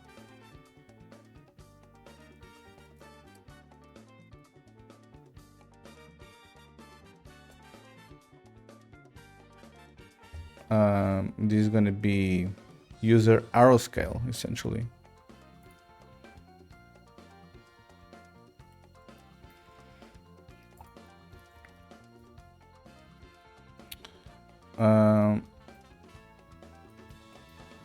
Okay, so this needs to be a vector arrow scale. I mean, I'll just whoop, do this, because why not? Why not?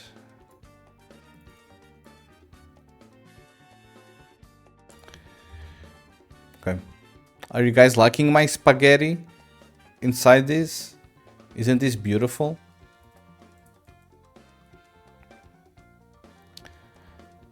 Particles.color. Particle color. This is gonna be line a line color.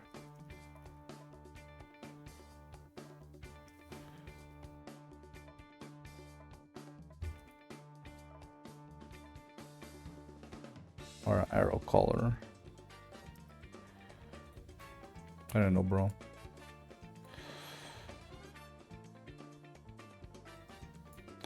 This type of stuff is very sad to do.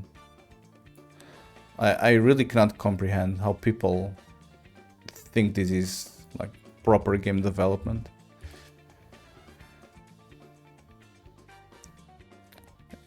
Okay, I think all of this should be done now. Yay! Okay, orient mesh to vector.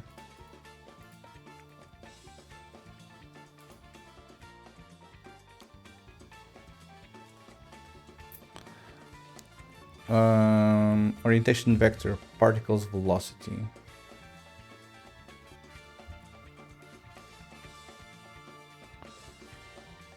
I think this guy is just like making stuff up, you know?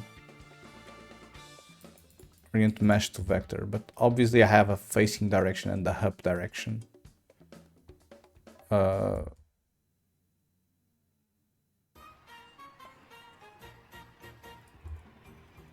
So probably they mean the facing one. Particle velocity or something. Okay. Render group. GG. We need a mesh renderer where we are gonna render an arrow. Do we have an arrow? We kinda do. Kinda sucks, but we kinda have an arrow already. We also have an SM arrows, which okay,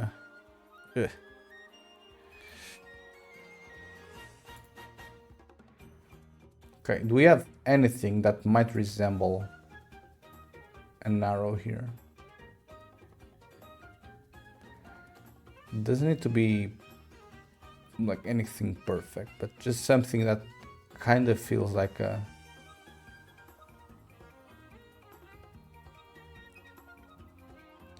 triangle.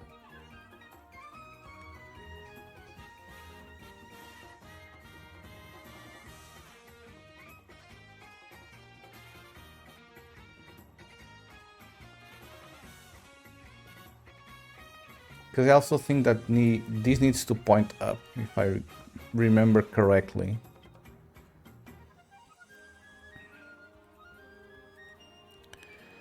I think they said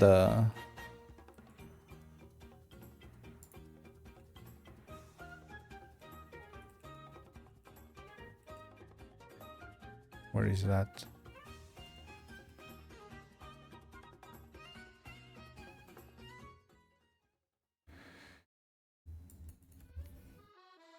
Arrow points forward.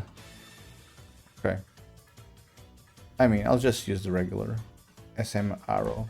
YOLO. Okay. Scroll down, everything.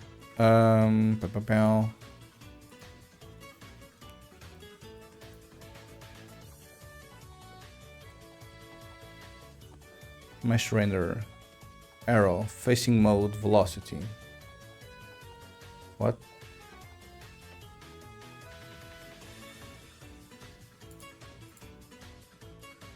Oh, facing mode. Velocity. Well, if the facing mode is velocity, then I probably don't need the update mesh orientation, but whatever. Position binding.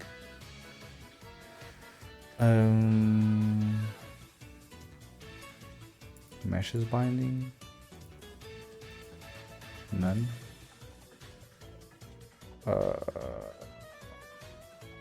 Oh. Positions binding. Particles position, particles color, particles scale, particles velocity. Okay, so this is all like regular stuff.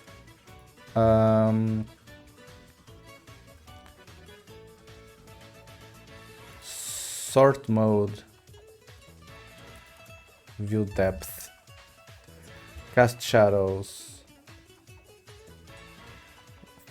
false if I can find it. What more? Motion vector, precise or auto detect. We'll leave it as auto detect.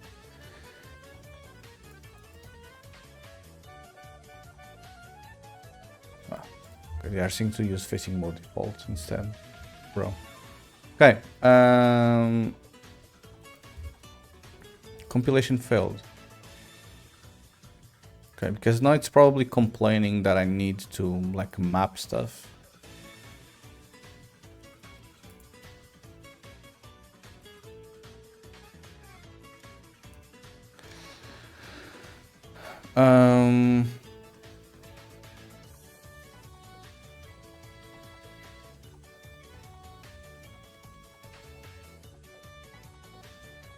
Okay, I don't care for the arrow material now.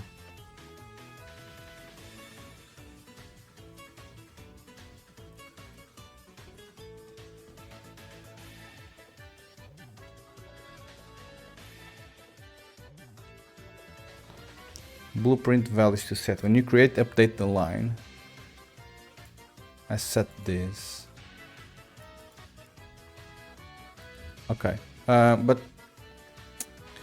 numeric pin was not resolved to a known type. Oh, did I connect it to the wrong thing? Sorry. Remove pin.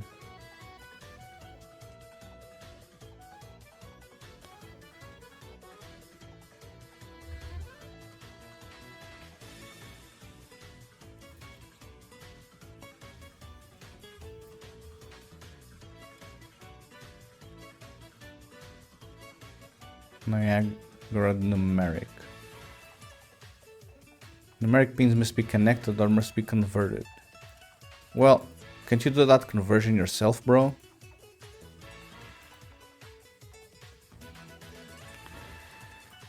Don't understand. Error compiling input for set node. Particles.velocity.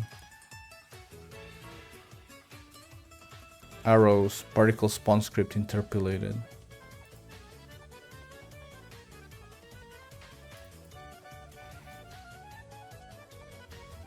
I don't know what any of this means.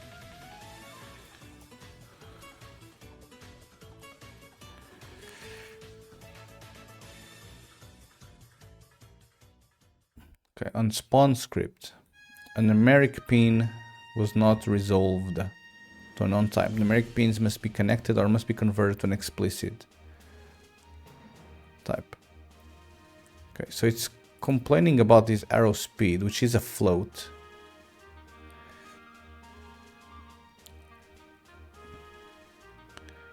And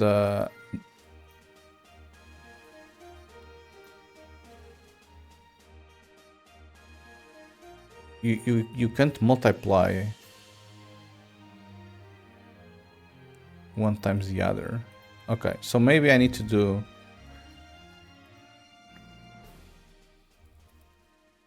Do I need to do a multiply vector?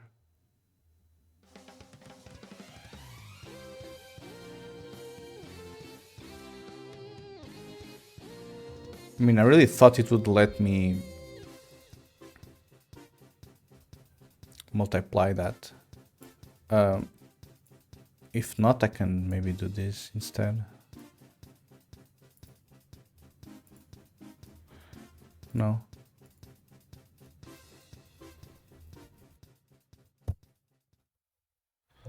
Arrow speed.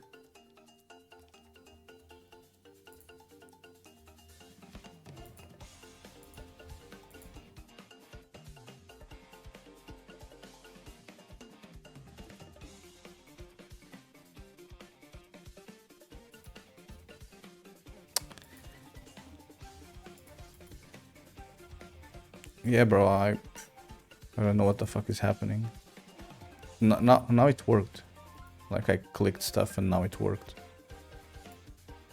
For some oddball reason. Compile, save, compile, apply. Compile, save, apply. Yeah, now it worked. GG. I don't know.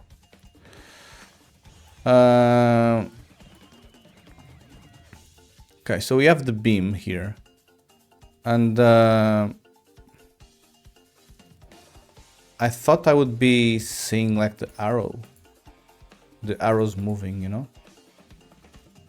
But no, there are no arrows moving whatsoever.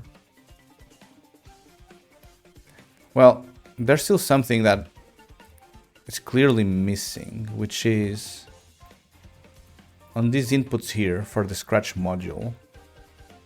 They're all coming as 0, so I actually need to pass in the data somehow. Oh, do I bind it here? I see. User start location. User end location. Arrow speed. Arrow spacing. Well, arrow scale will do a 1. And arrow color, we do that.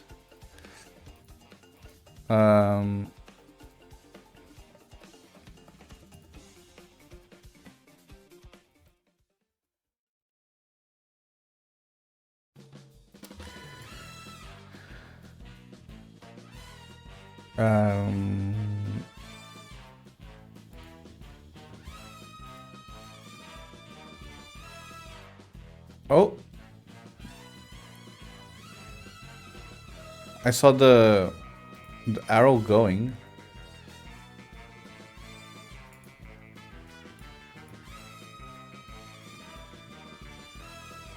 I saw one arrow going.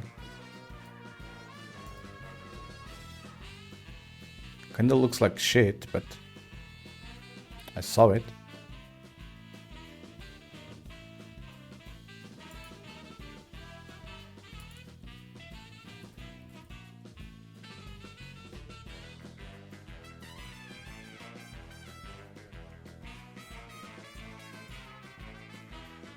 It's so freaking weird, bro.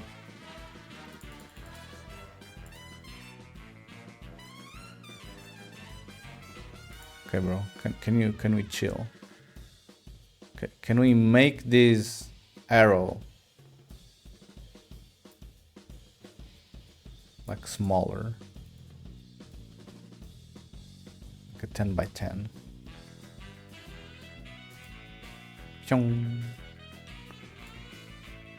I mean, it's doing something, clearly. But it has this weird offset to start with.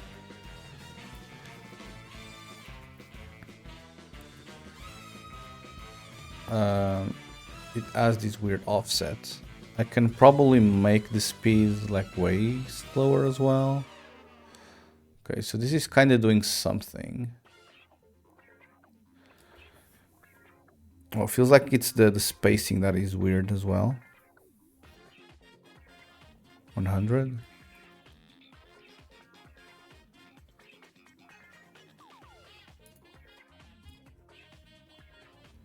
Okay, like this. Vroom, vroom, vroom, vroom, vroom.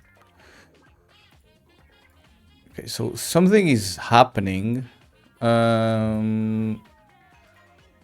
Not exactly how I would expect it to, but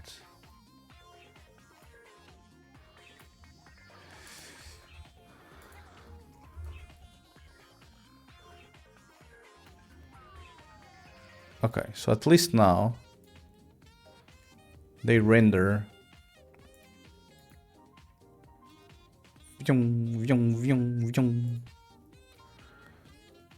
So they render there. I mean, in terms of spacing.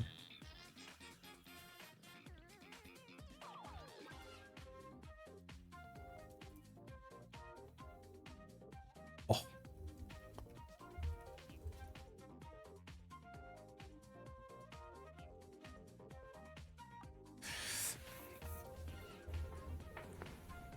Okay, so it's kind of doing something, you know? It's kind of doing something.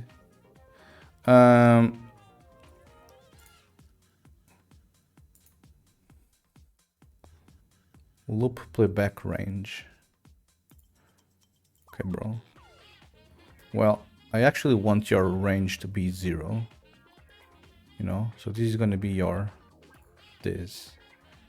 And then I want it to go to 1. This is going to be this. And you just play this.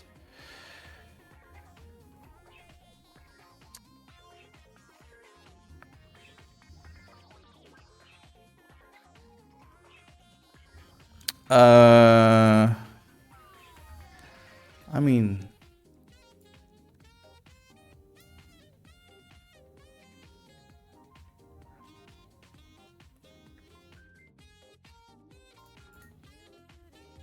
it kind of feels like I need to nail the spacing so it looks better.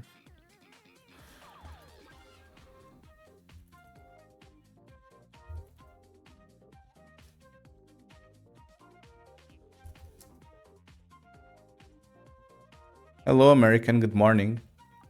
Oh, so if I do it with a 3 scale, it kind of works, you know? Like 3.1. Okay, no. It should be like 2.9 or something. No. Okay, so 3 kind of works.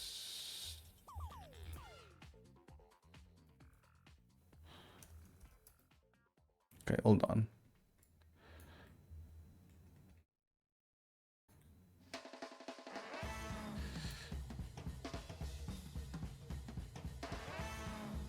Okay, I feel like this is jumping ever so slightly. Okay, so it's better this or this.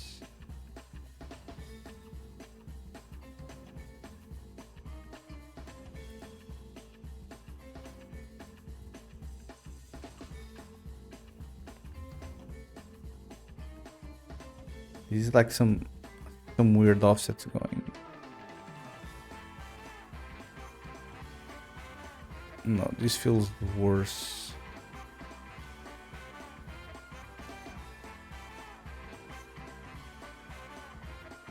I don't know, bro.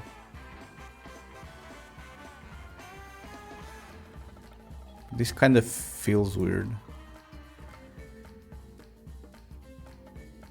Like they don't match properly.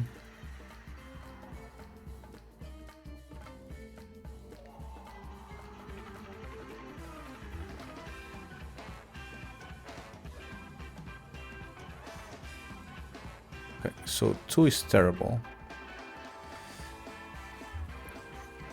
Okay, what if I do 6?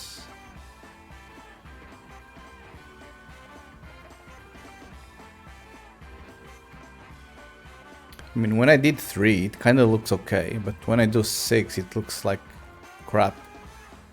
Which is weird, you know, because I would assume that any multiple of these would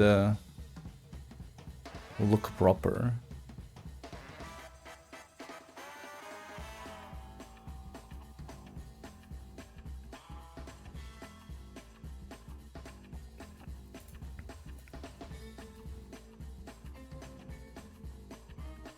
Yeah, and if I make these smaller,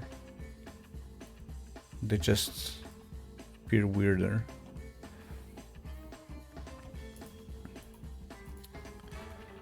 Yeah, I mean, I don't like this that much. I wanted this to be more... you just set the location and the spacing, and it kind of always works, you know? And they always have like the same distance from one to the other.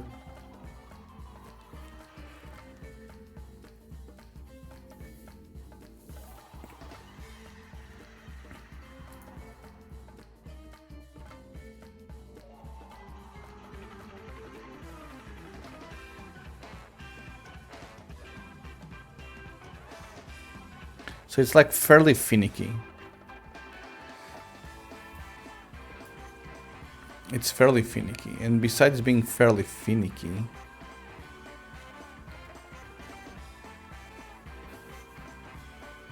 this thing should be starting so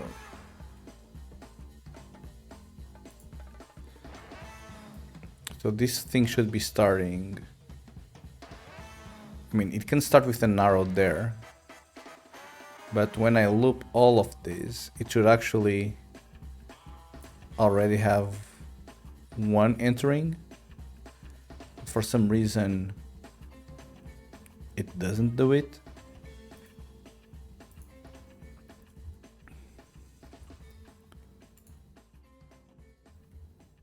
So if I only show one, kind of looks like crap.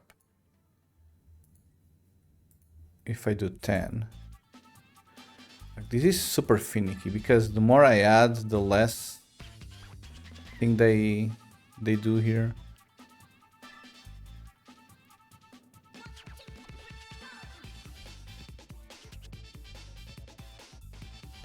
You know?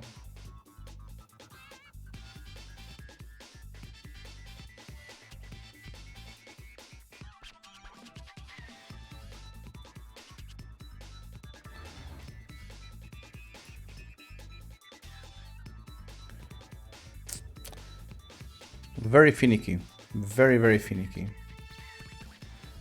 Where is the particle scale stuff?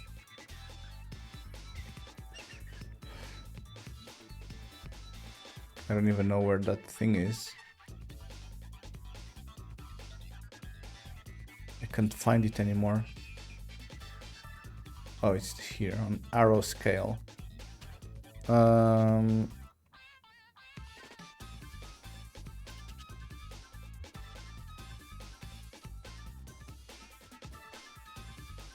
Yeah, I mean, I feel like I'm gonna need some sort of arrow size, you know, which will be like the size of the arrow in terms of units whenever the scale is 1, just so I can like normalize it properly. And once I have that normalized, I should be able to just play with this.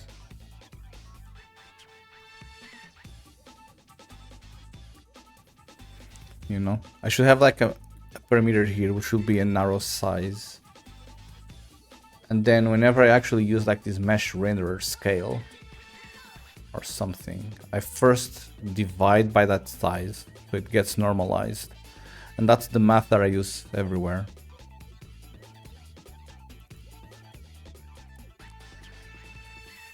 But I mean, what we can do is we can also ask ChatGPT, because bro, I don't have the brain power to work with this particle system. Like, particles are just way too complex, they're way too finicky. Okay, cool, I got it working. I don't even know how to talk with the AI guy. Got it working. Although there are a couple of rendering issues. Perimeters controls are way too finicky,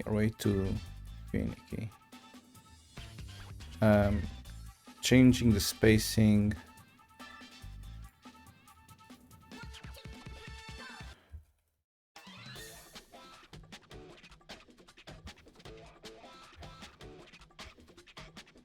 I mean, if the spacing is 0. Yeah, because essentially, if I know the arrow size, the spacing should be the distance between the end of one arrow and the start of the other one. So if I had the arrow spacing of 0, the arrows should like make a continuous line.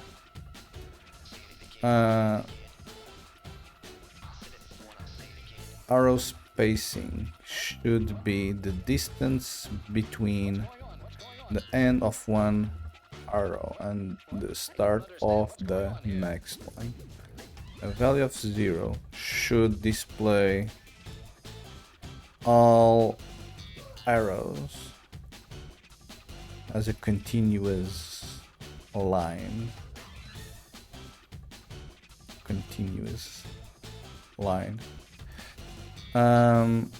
Okay, but besides this, the arrow speed works okay. So we don't need to care about the arrow speed. But the only thing that we need to care is if the arrow speed is too great,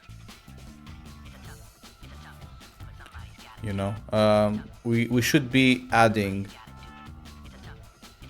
things to the, like, behind, essentially.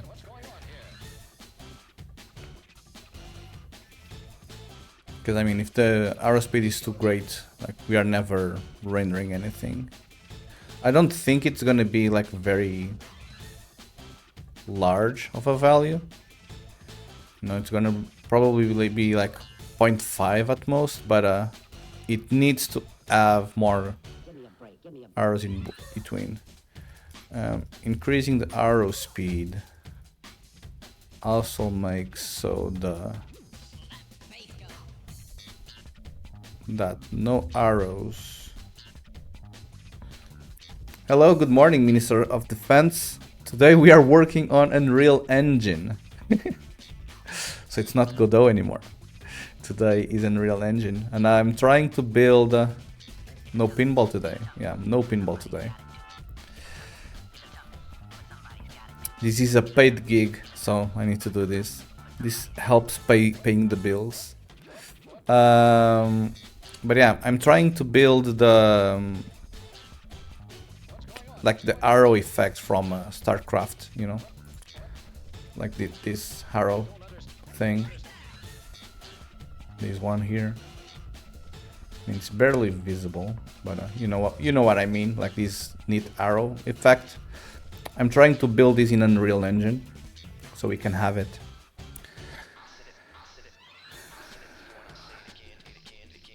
I'm here for special brownie. Wait, did you say Minister of Defense? Yeah, Minister of Defense 79. Lol, I know absolutely nothing about StarCraft. Is this the game you've been working on? Yes, this is the RTS game. It's this one. It's this one. And I'm essentially trying to come up with a particle system where... Okay, let me play the game. So that whenever I have a bunker selected. So for example here, I have this bunker selected. I can post this flag around, which is the default move to position when I spawn a new unit, you see.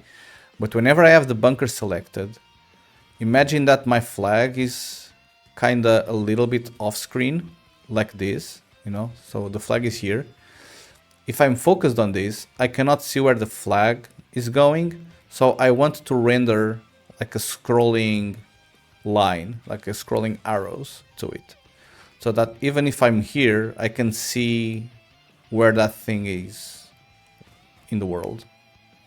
So that's what I'm trying to do, and I'm trying to do that using particle effects.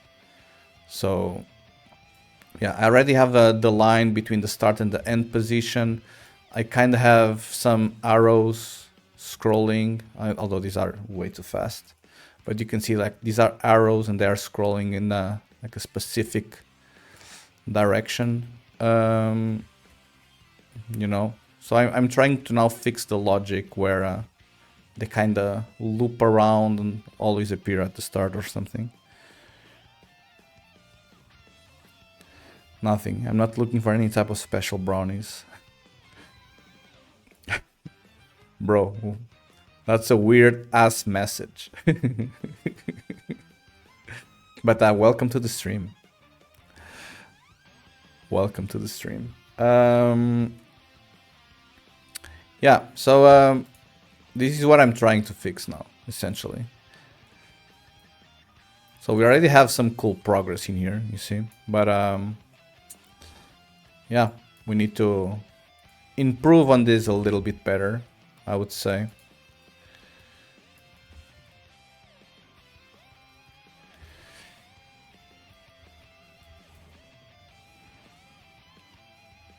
So I get the chat going. Yeah, I mean, it worked.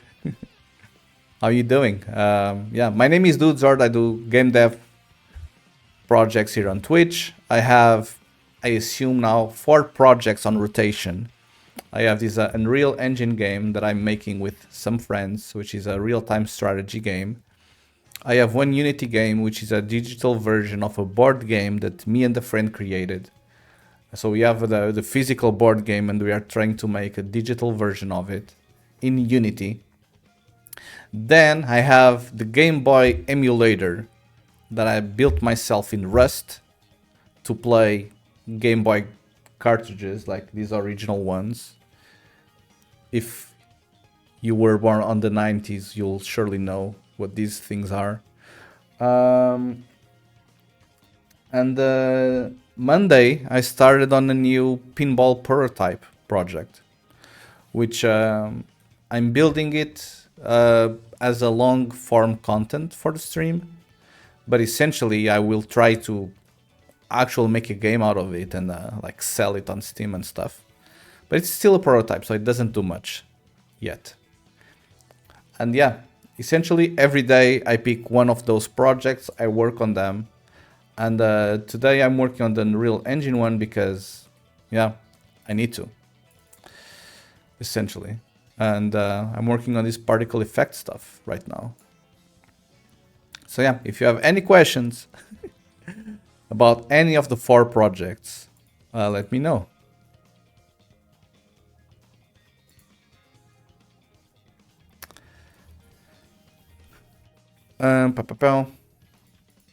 And because I don't know how this Niagara stuff works, well, I know how it works, but it's just so confusing to actually make this thing work the way you want it to. I'm using ChatGPT to like give me the proper thing. How far did you get with the pinball? I'll show you.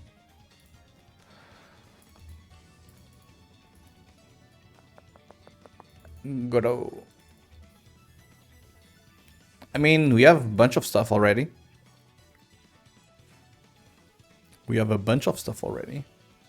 So I have this. Might not look much, but I have the shooter, I have the flippers, I have the what is called the slingshots, and I have the pop bumpers going. So I mean, it plays, you know. So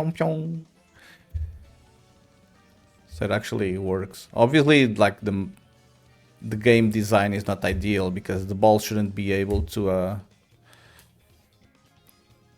like stick to the walls and stuff, and the ball shouldn't be able to enter the shooter lane again. But I mean, it's pretty cool. Pretty cool. It looks nice. Thank you. Yeah, yesterday I installed this Visual Pinball, which, if you guys do not know, it's like a 3D pinball player here, and you are actually able to play like any 3D tables that people have created for this. So I downloaded Space Cadet 3D, which is pretty damn cool, you know? Which is pretty damn cool. And then I can actually like play the game, but like in 3D. So I'm using these, and this has like very advanced physics, and it tries to mimic how like real pinball tables feel like. So this is the best comparison that I have right now to what my game should look like or should feel like. But I can tell you that although my physics are very simple, it kind of feels like this, you know? My game actually kind of feels like this, although it's very simplified, obviously. But yeah.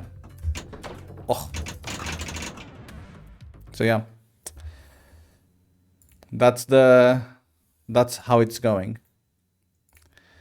And I generated an executable for this, so if people want to try this just to give like some quick feedback on what they think about this, I can shoot you the executable.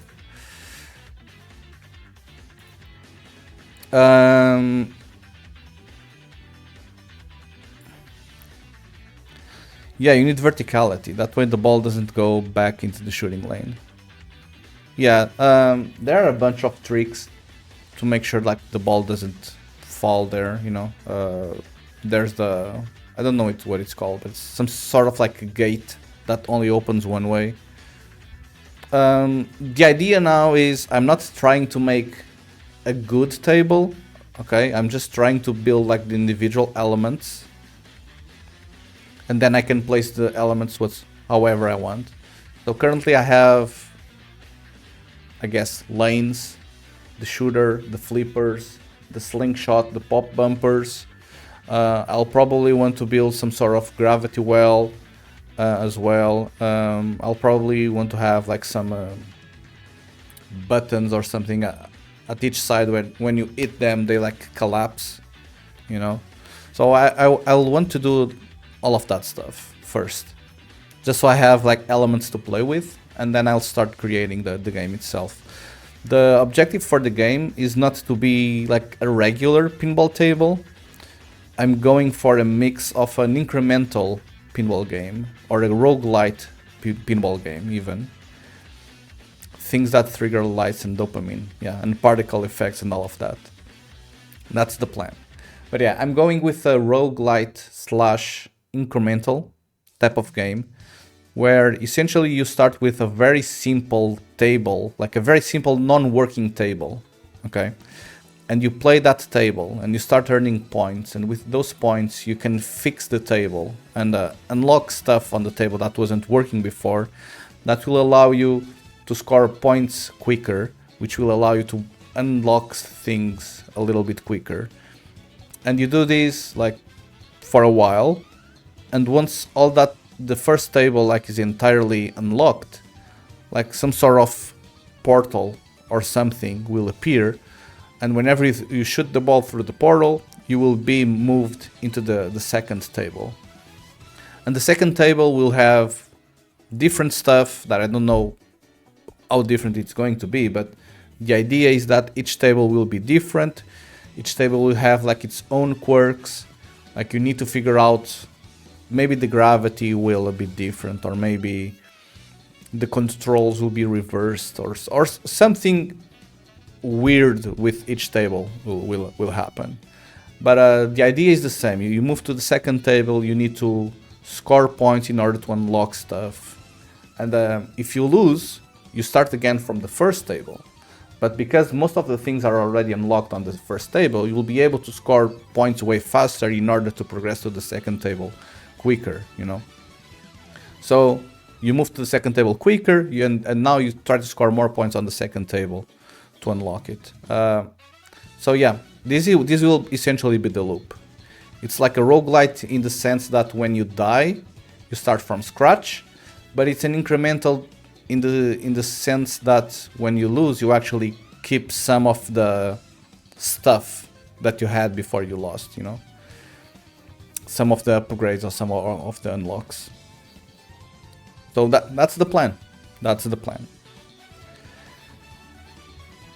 I've played some demos on Steam of games that try to make roguelike games of pinball, but usually the way that those work is that you like draw cards, you buy cards, and then you use cards to place modules on the table. Like it's a very large table, and then you start like placing stuff. I don't like that, so I'm going with something else. But again, it's just a prototype. I'm gonna spend, I don't know, 2 or 3 weeks on it to see how it goes, and then I will let the community play and give me feedback.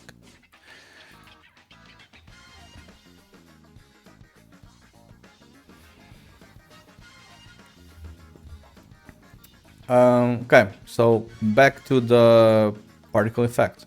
So yeah, if you are interested in playing the pinball game anytime sooner, I have the Discord server. Just go there, shoot me a message, and I will gladly put you like on a waiting list of some sorts. Because currently there's no wish list, there's no waiting list, there's nothing. So you just need to show interest, and then I'll start sending you some executables for you to play. If you want.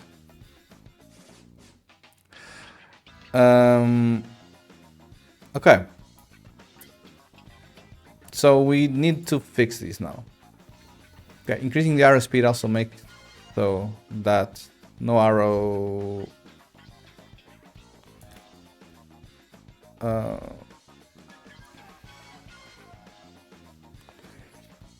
continuous line. These should work independently on distance between start and end.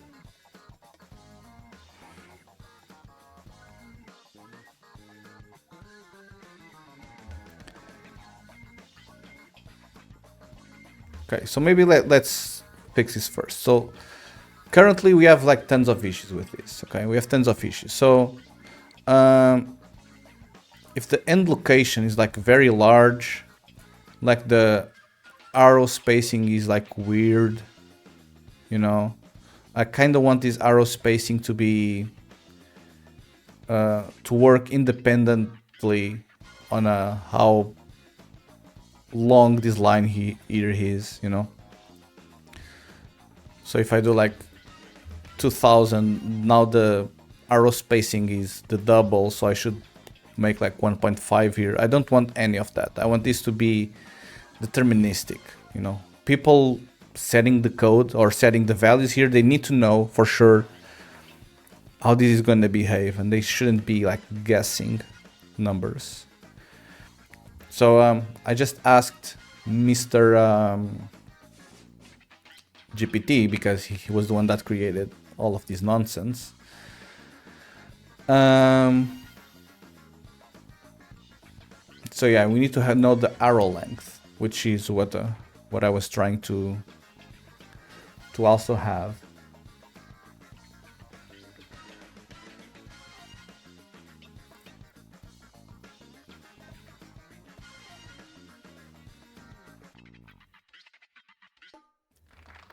Okay, so we have the arrow spacing, which is going to be the arrow gap, but we'll need to also have arrow length, which we'll be able to control essentially.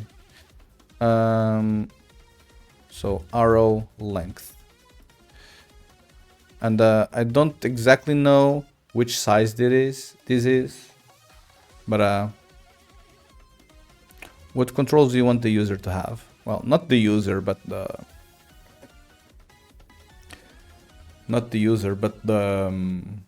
developers. No, not the length of the arrow. So currently the issue that I'm having is, okay, let me disable the arrows first. Okay, let me disable the arrows. So we have two things going on. The first thing that we have is we have like a line renderer, you know, and by setting the start and end position, this draws a line, okay, which is cool and all. Like it's exactly what we want. We want. And besides this, what we want to do is we want to draw scrolling arrows on top of this line. We are essentially trying to go with whatever StarCraft does, you know, where you have like a background layer which is like semi-transparent, and then you have like these double arrows like scrolling. So this is the particle effect that we are going with. So there's two layers to it. There's the background layer, which is just that line that I had, like the blue line that I'm showing. And then there will also be arrows scrolling on top of it. So in terms of the line, you can specify the start and the end position, which will be essentially the position that you put this on the world, you know. And you can also modify the line width, you know, like how thick you want this line to be. I don't know if you'll be able to change the color, because I think this is gonna be more or less static. But for now, it doesn't matter. These are the number parameters that they should be able to change. So start and end location and how thick they want this line to be. So this is all working, you know. And if I make this 1000 wide, then it kind of renders like a perfect square, you know, which is expected because that's how math works. So this is the first part for the line part. Then there's the arrows. And the arrows should be rendered on top of this. And the arrows, they do not care about the line width. So if I increment the line width, I mean, see, if I move the line width, nothing really changes on the arrows, which is expected. But the arrows still need to respect the start and end location, you know. So if I do this, like the arrows need to orient themselves so they follow that path. So this part here is working. But what is weird is you can see that I have the arrow speed set to this. I can make the arrows move way slower, you know, but this looks weird. I can make the arrows move way faster as well, but this looks weird because it's not spawning enough arrows there. And besides that, I can also play with the arrow spacing. So currently the spacing is set to 3, but this metric here is weird. But if I put it to 6, you will see that now you have like a gap in between them. But now if I have the end location, now they are joined again, although the arrow spacing is the double of what it was, you know. You know the distance in between the arrows, right? That's what I'm trying to do. So I'm now introducing a new parameter, which will be the arrow length, which will essentially be how many world units the arrow goes from left side to like the pointy bit. This will be my arrow length, and then the arrow spacing will be the gap. You know, it will be like the empty gap between two. So that's what I'm trying to accomplish now. So that I at least I can make sure that the spacing always works with everything.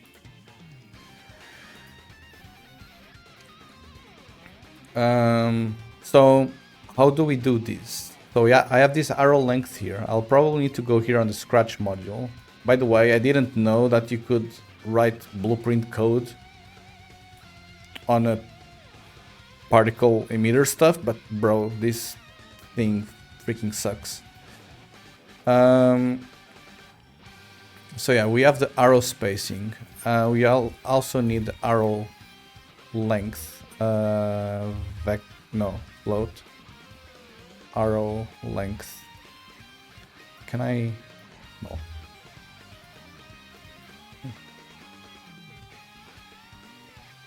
I crashed something. I was able to crash in real. GG. Yeah, I made some weird key bindings where it stopped working. Okay, we are back.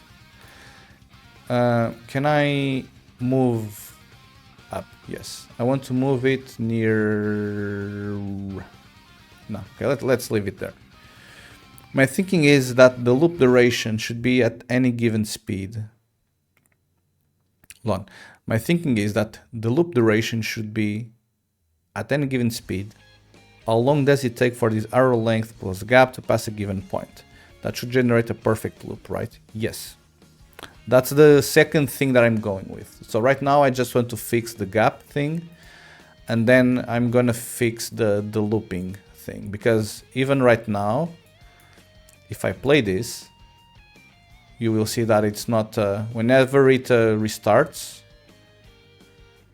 you know, whenever it restarts, it doesn't actually like loop properly.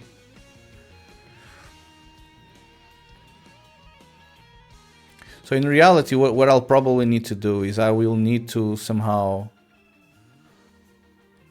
like render double the amount of them, or I don't know. Something.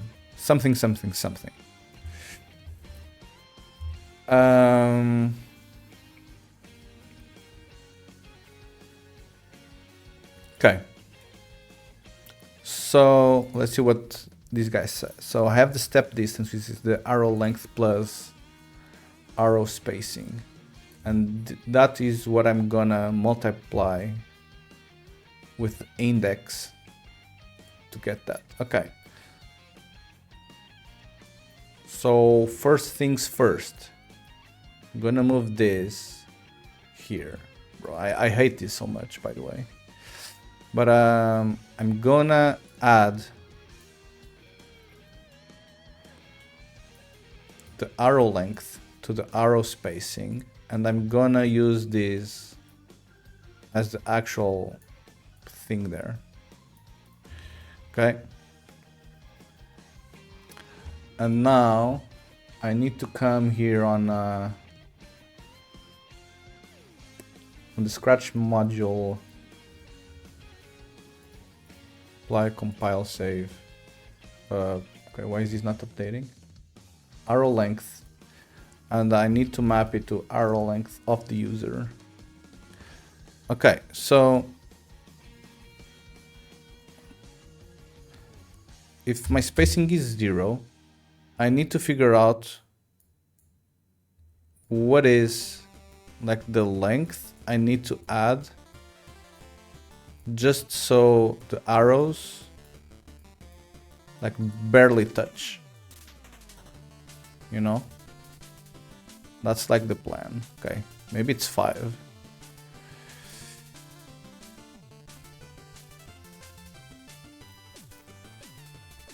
Okay, good job. Maybe it's 5. So this is working now. And now, for any given spacing, like it should now work. If I have this spacing here, and I multiply the end location by 2, or let's make it by 10. Okay, this is wrong. So wherever this distance here is, it shouldn't affect like the spacing at all. So now we need to fix that part. We need to fix that part.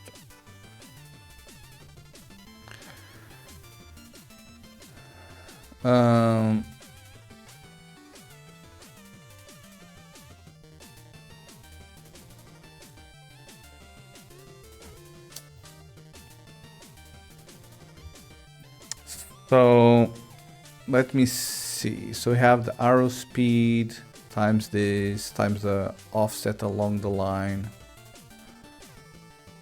Font is so small on stream. Yeah. I mean, this is a very large monitor. And it's 4K, so it kind of looks good to me. And if I make it bigger, then it's gonna look weird. Yeah.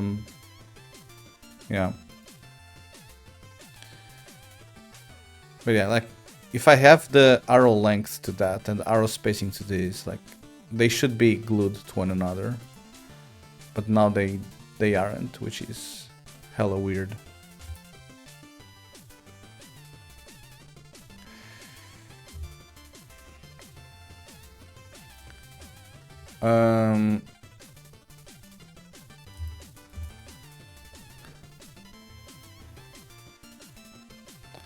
Oh, that explains if the values you are talking about are covered by the video. Oh yeah, sorry, they're here. Let me move them a little bit down. More down.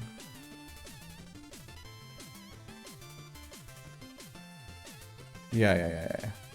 Okay, so hold on. So back to what I was saying. So now I introduced this arrow length, you know, which if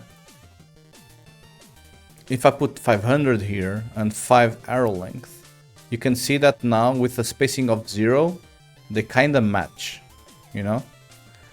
So my theory is if I now were to put an arrow spacing of 5, then I should have every other arrow, which kind of looks okay, but this still is not great. This is still not working great, because although this kind of behaves now how you would expect, if I still change this end location to be like 5000, it's showing me 10 times that spacing, which is not what I want.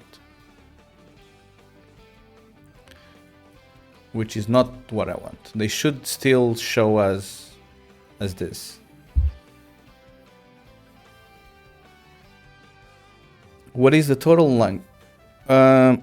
What is total length is fixed, and then you have arrow modulo, and the rest becomes gap. What if total length is fixed, and then you have the arrow modulo percentage? Oh, arrow percentage, and the rest becomes gap. Okay, what if the total length is fixed, and then you have the arrow percentage, and the rest becomes gap?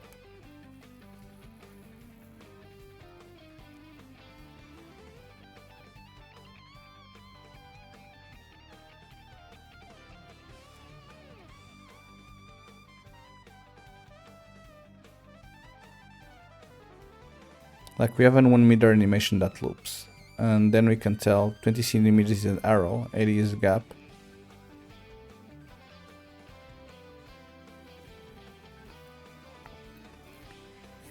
Oh.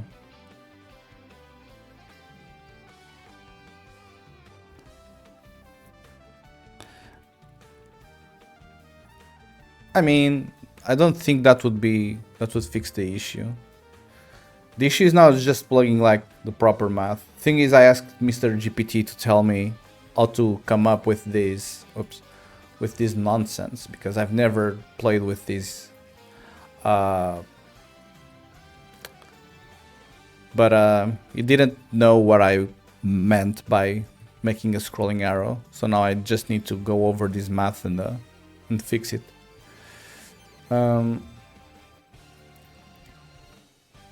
So for example, here I'm getting the distance, which I'm plugging it into the offset along the line. And then this is the direction. I don't know if I want to do this modulo thing here. I think I might just want to do this instead and get rid of that part. So if spacing is 0 and I now make this 1000, it still looks like shit, bro.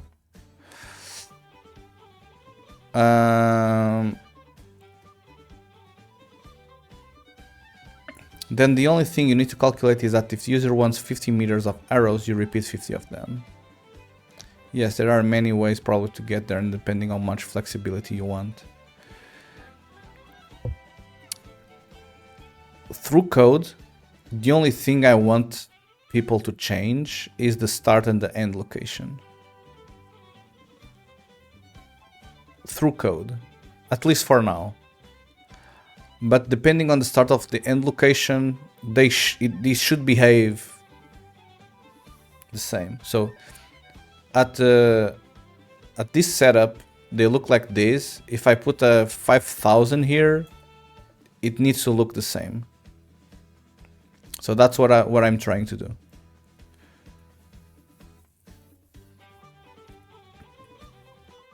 The other parameters, because this start and end location is the only thing that I'll probably be called through code. So for the programmers, and the other parameters are for the designers to control.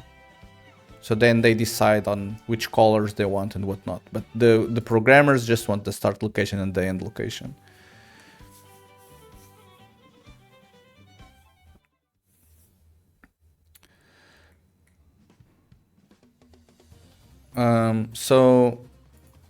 Okay, so if I 10x the end location,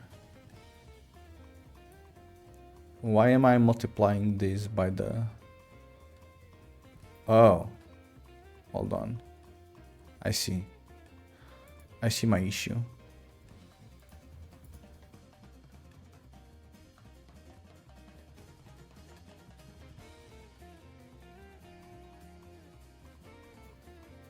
I see the issue. The issue is that I'm not using this normalized distance for anything.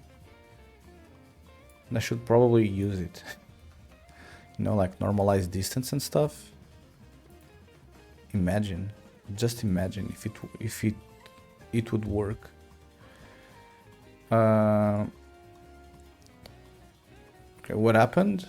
Why is nothing working now? Help.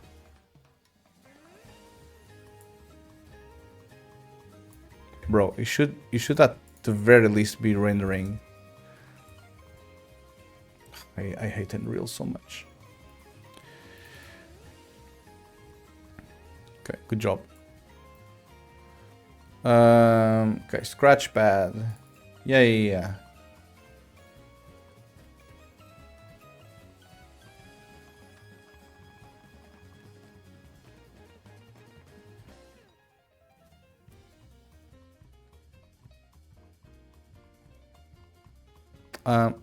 Why is the arrow speed not going?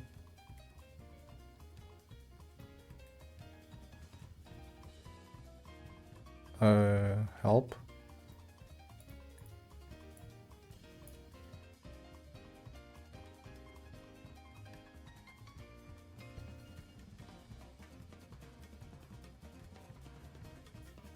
So maybe this one's the regular direction instead. And where do I plug the normalized? Probably here. Oh, okay. Okay, I think we might have got this. Okay, arrow speed 0.1. And if we do this, no, it still looks like crap.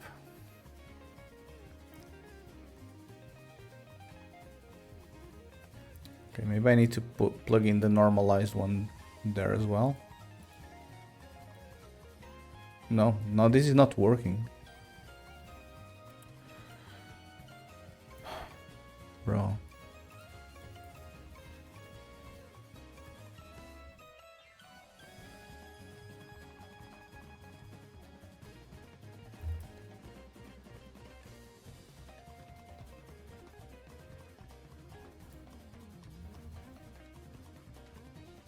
It should be a float.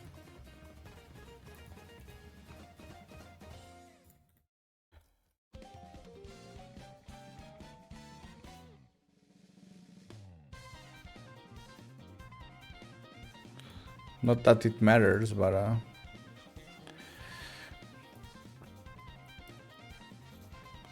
Okay, let me go through this code. Okay, so I'm adding the arrow length, which is this unit here. Okay, so this looks okay for this. And the arrow spacing is that. Then I multiply this by the arrow index, and this is going to be the base offset for my arrow. Yeah. And then if I do the base offset times my speed,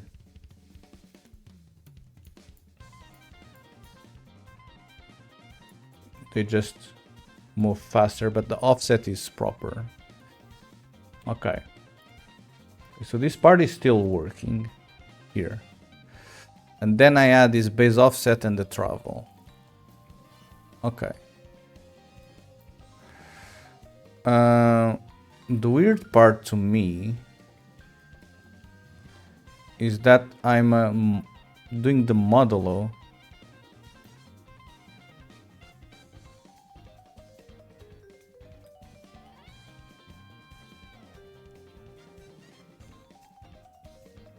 So I'm doing start location plus this.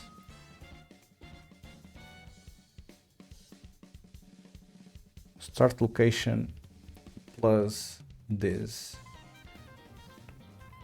What's this? Shouldn't this just be like this thing?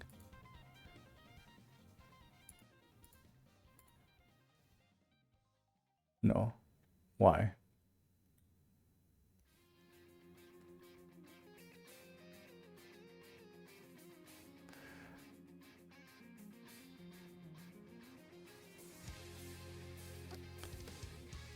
Why do you need the modulo at all?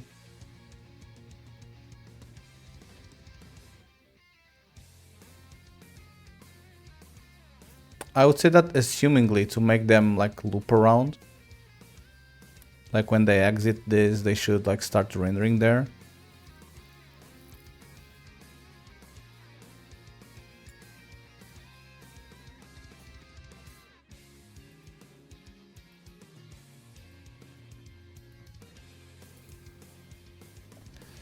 Maybe I don't need this. Maybe, now it's not connected anywhere. Okay, so if I increment this now, why is this still increasing the freaking distance between them, bro?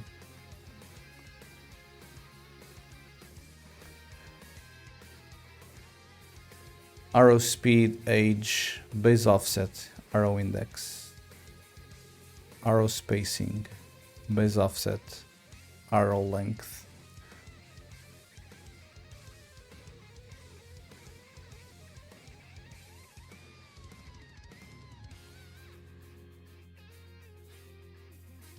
I mean, the end location is literally just used here, bro. So this gives me the direction. This gives me the proper sanitized distance.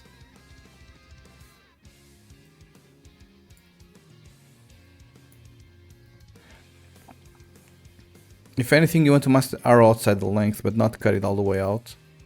If that's even what the model is doing, which is my guess.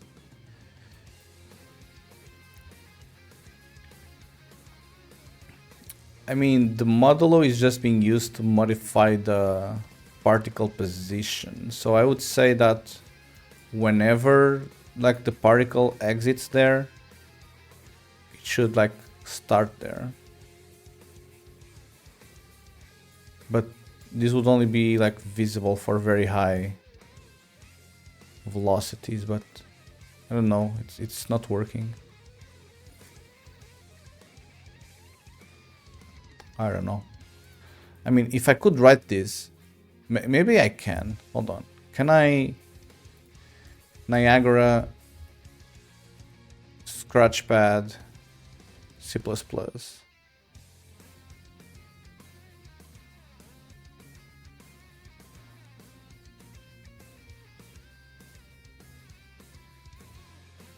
Like if they would allow me to make a freaking script out of this, but the issue is they don't. So, like they literally want you to, they force you to use like blueprint code,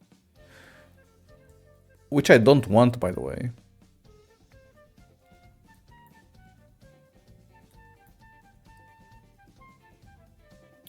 Offset along the line.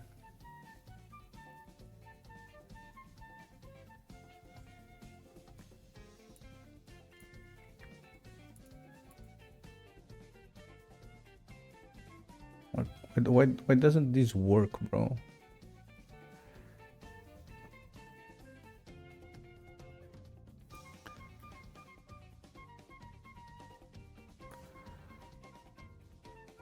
So you are moving this, and then you are doing a modulo with the total distance. So this just means that whenever you go outside of this lane here, in theory, this should loop your position around. So you start from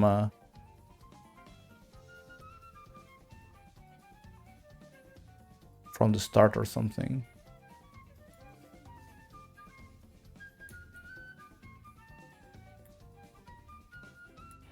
So I don't think the issue is this part here.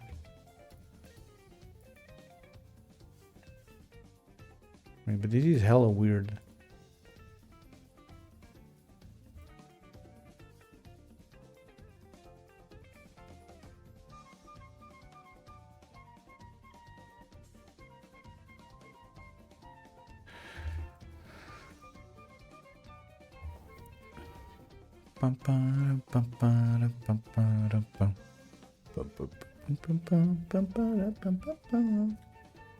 Okay, so this is the velocity. Things move properly. The scale also doesn't matter.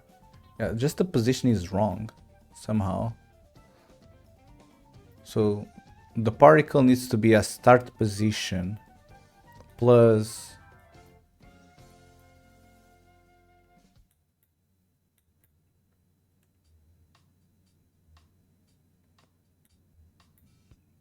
maybe this modulo.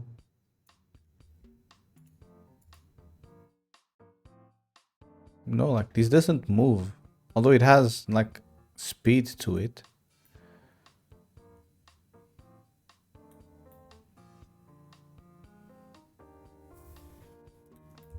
It's very weird.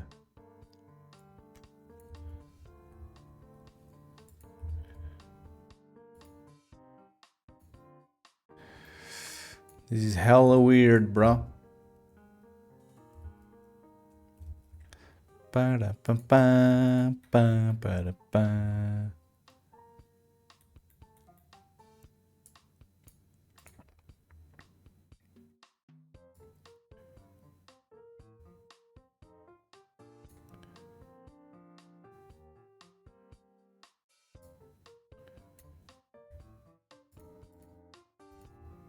Okay, I'm pretty sure I need to somehow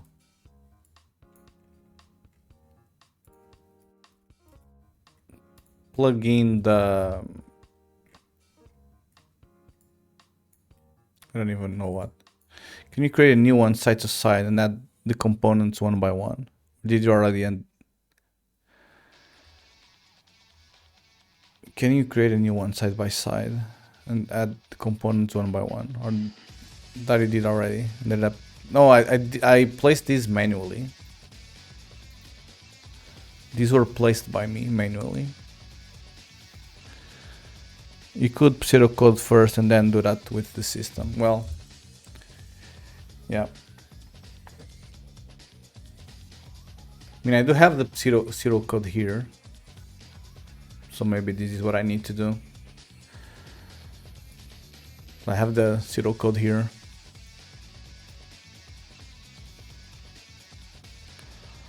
Maybe that's the plan. So start position plus offset, end position plus offset. I don't want the offset, thank you. Then I have delta, which I call it direction, which I might call it delta. which is end minus start, and I have the distance, which is the length of this, and then I have the safe distance, which is the maximum of length and one. And then I have the direction,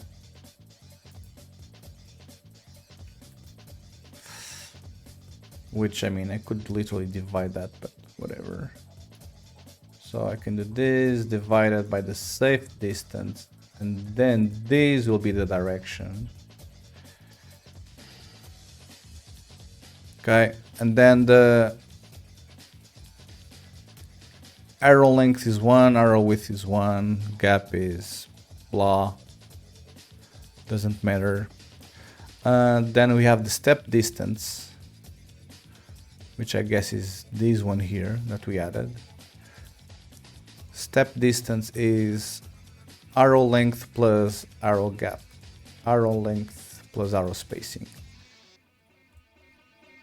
Okay, so we are gonna call this step distance. And the travel will be age times speed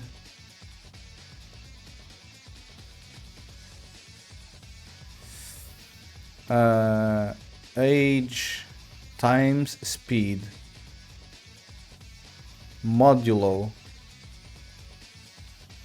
step distance. Oh, the hell. Age times speed modulo step distance. Okay, so this is going to be my new travel. I don't know what this shit is. Okay, can you go away? Thank you. And then this is what I'm gonna plug in there, apparently.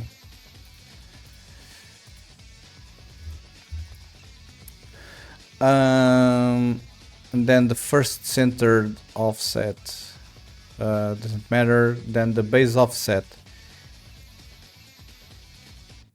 no, is a index times step distance. Yes.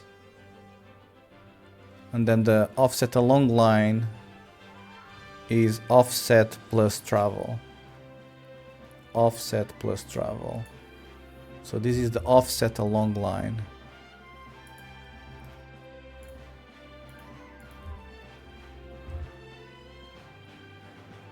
And then I do this modulo distance plus step distance. So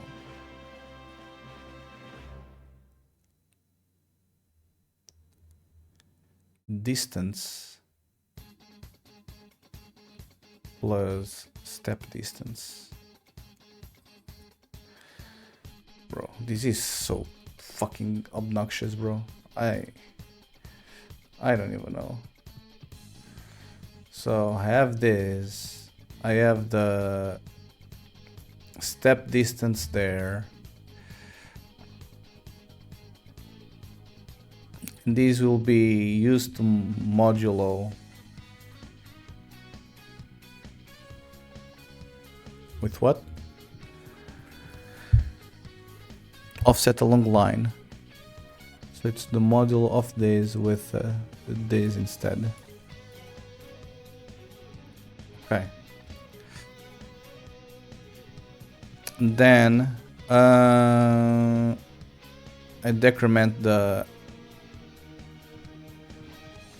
step distance there. So now I need to do a subtraction. And I'll need to say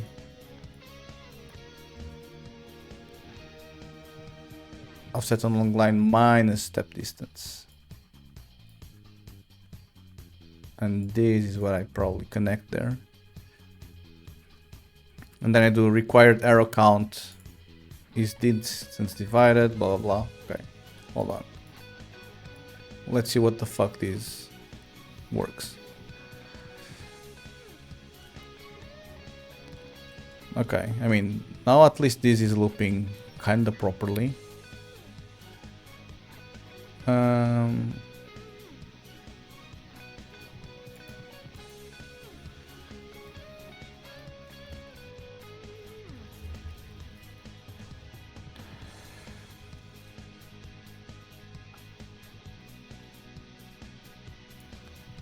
okay, so if I increment the speed,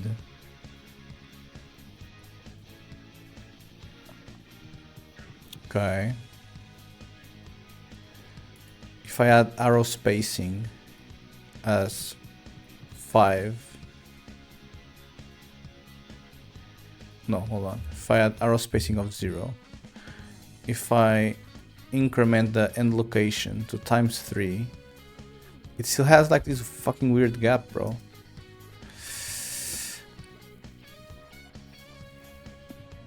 Start plus direction.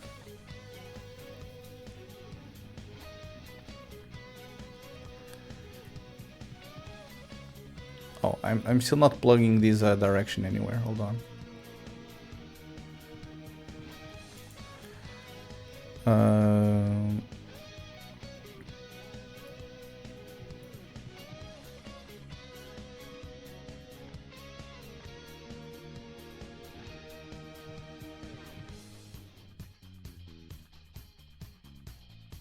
I don't even know, bro.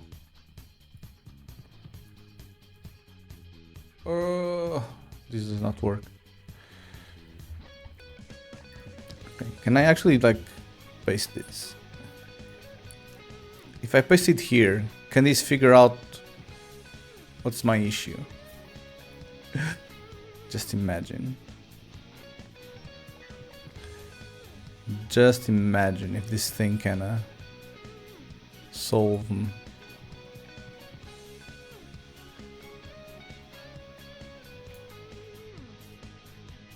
No.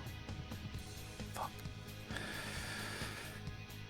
I hate this so much. That's all I can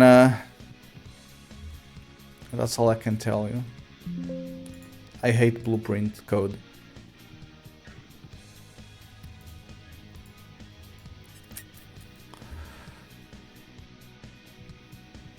Position is start plus direction times. Okay, so it's start plus direction times offset along line. And offset along line, it's this. So, I mean, this should be working, but this doesn't move for some weird ass reason. So maybe the arrow length is all wrong. Maybe that's the thing. Maybe it's 2500.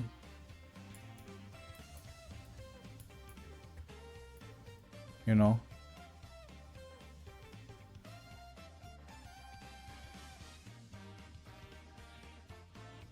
Okay.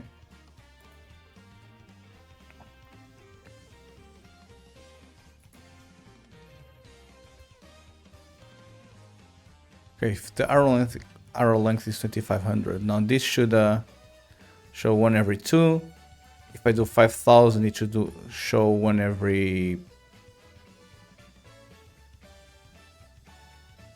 3.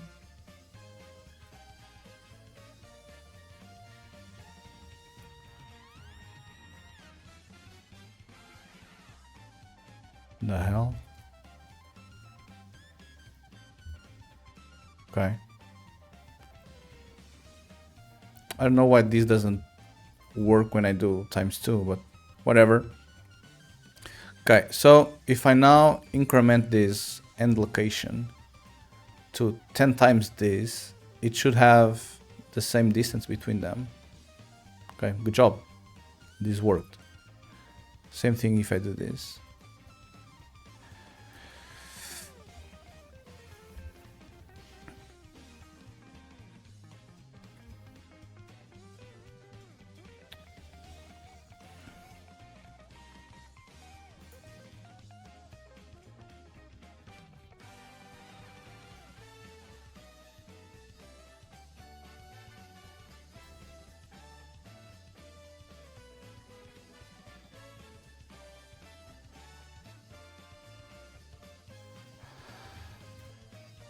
Um, I mean, okay, but why is this all weird? Why is this all weird?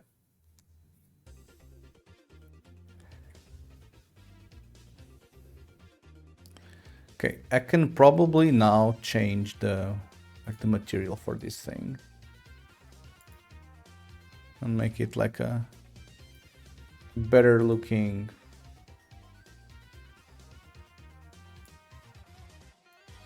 material.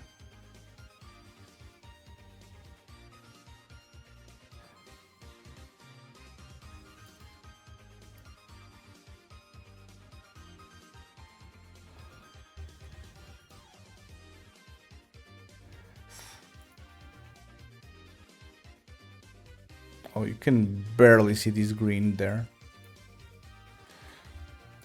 Okay, I thought you'd be able to see it like a little bit better. Never mind then. Never mind.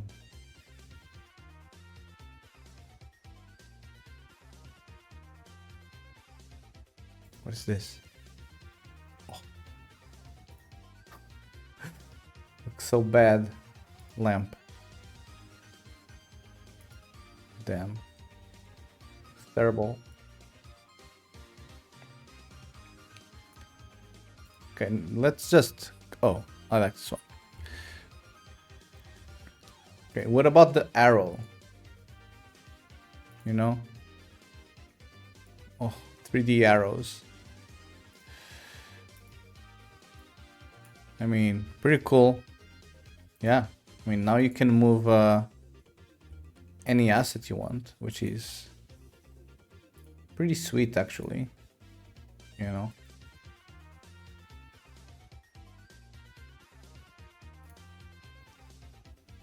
Chairs.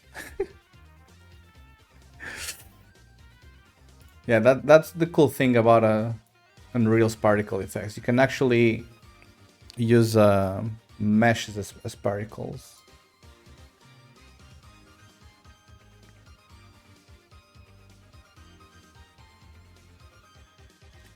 I'm just trying to figure out if there was like something more arrow resembling, but I don't think there is.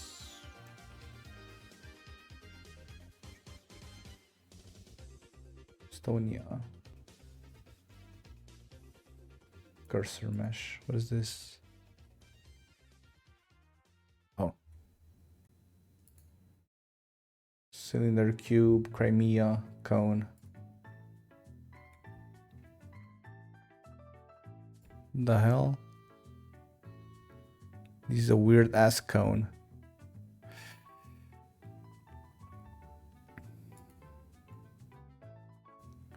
Circle, share,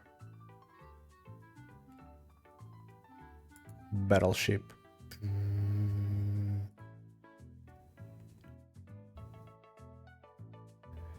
Yeah, I mean, I don't think we have much to work with.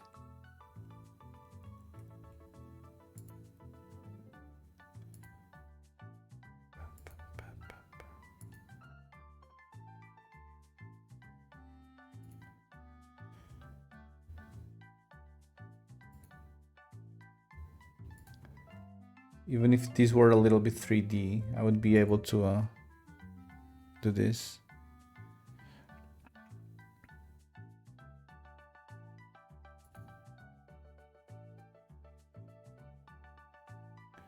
I mean, I could probably introduce like a transform, you know, just so we could rotate this, and then maybe I could use the cone, you know.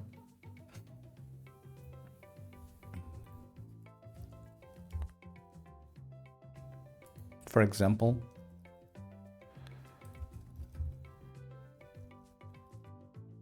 I mean, I don't want, probably just want a vector 3. Mesh rotation, and then another one, vector, called mesh scale.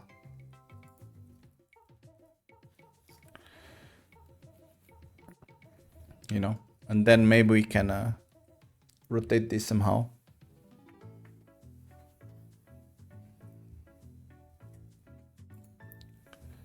No, there's some way of doing that. I just don't know exactly. Oh, there's there. Oh, never mind. Then I can just get rid of this. So I can literally rotate this here. 90. No. 90. No. Minus 90. Look at that. And then, no. No.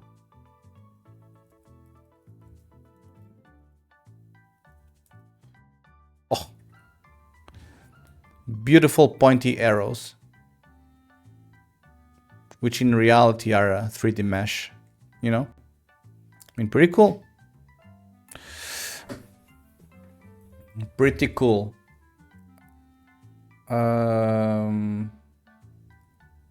Good job, us. And then I will probably be able to change like the particle color somewhere. Particle state, initialize, particle color.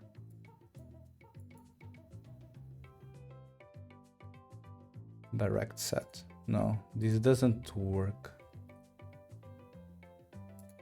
I think I would need to change like the material or something. It's fine. But I mean, this is already fun, you know? This is already very fun. So for this, I probably want it to be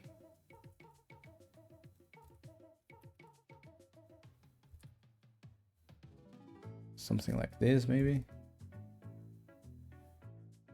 Or 0.2. I don't know, bro. I think this works. And then we just need to work on the actual length. It's really gonna be 1000, yeah. Okay, and now we can play with their spacing. Something like this. Okay, pretty cool. Pretty cool, pretty cool.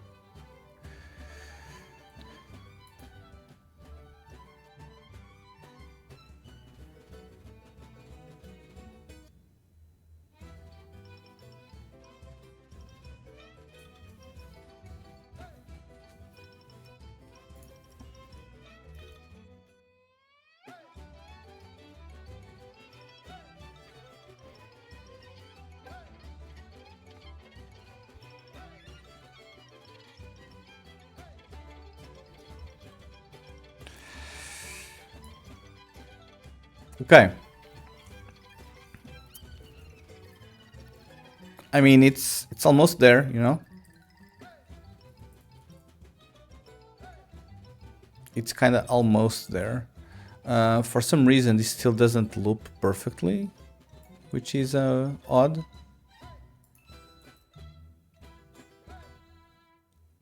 Like, it kind of does with...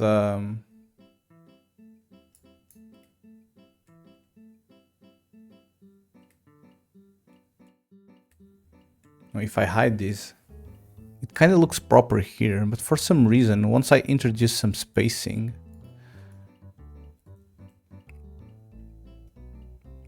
then it behaves weirdly. Looks like I kind of need to add 1.5 times that.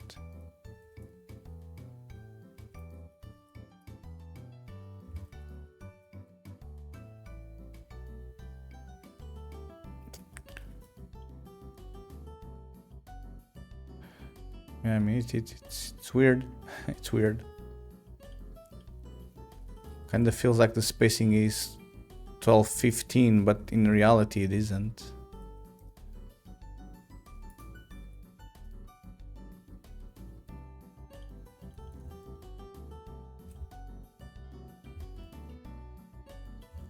Uh, 12:15, 2500. No. 3750.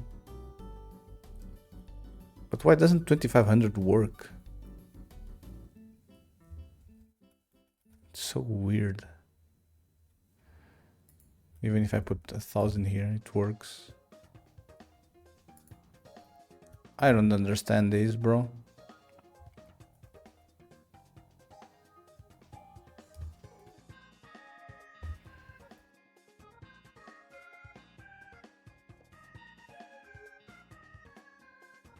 Okay, I really don't understand this.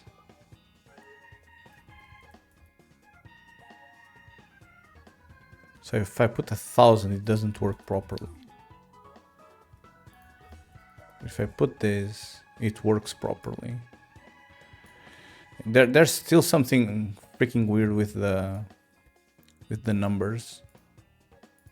But I mean, this is supposed to be just a random prototype. Okay. How can I actually fix this stuff, you know?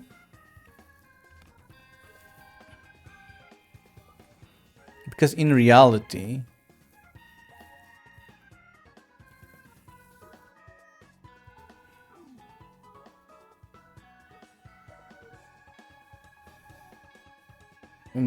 what do I want to do here?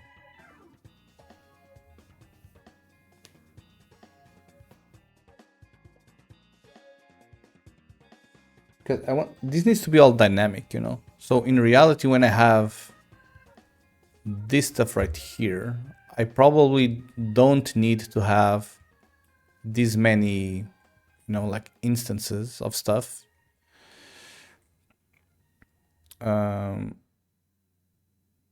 So I don't need to have like 50 of them. Oh, but if I put 10, then it's... Oh.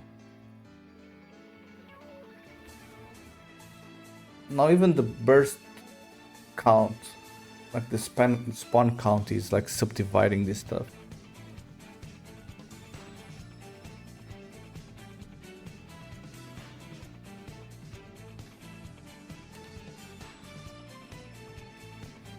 I don't understand this.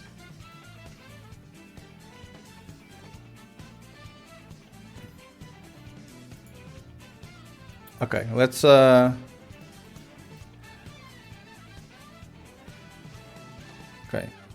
Give me only what's this called?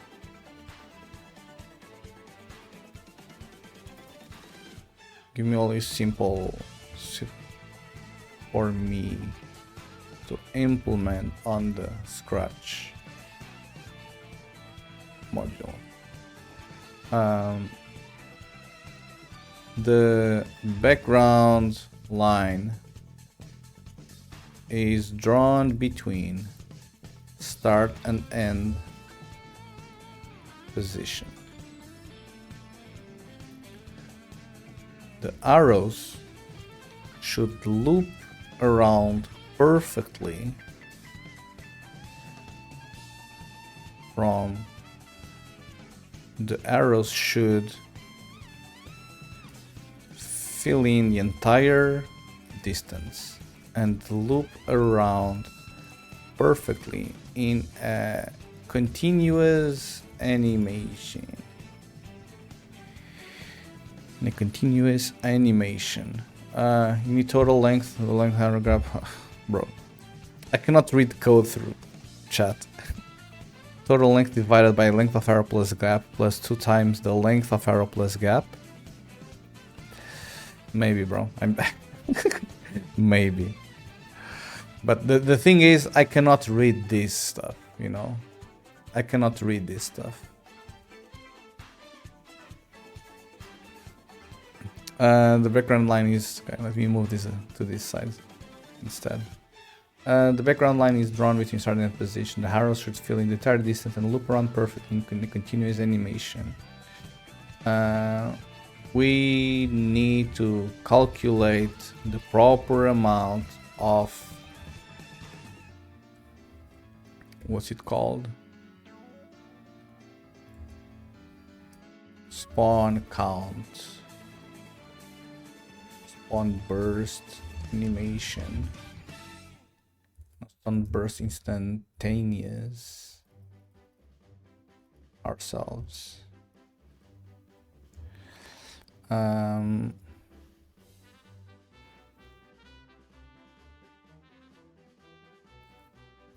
In 50 meters, you need 50 arrows of 1 meter, plus 2 extra meters, one for the start offset and one for the end offset.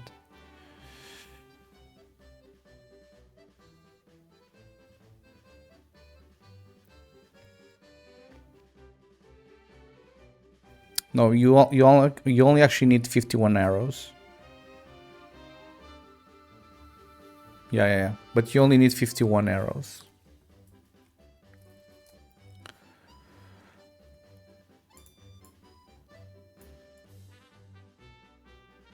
Can I draw like a freaking arrow, bro?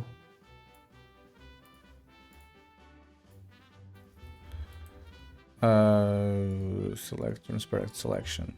No, bro. Select. Thank you.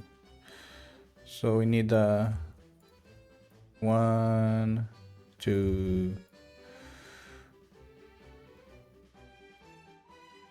Hold on. I'm gonna do it outside. 1, 2, 3, 4, 5, 6, 7. Okay, let's make this 7. Let's make this 7. Remove this. Alright. Okay, let's make this actually 6. And now I move it like this. So you need 6 arrows to fill in this thing right here, you know. And when this one on the end starts exiting,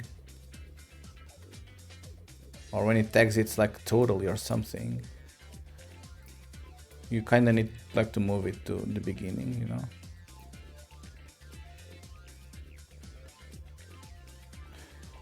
Or yeah, or I see what you're doing, what you're saying. You could have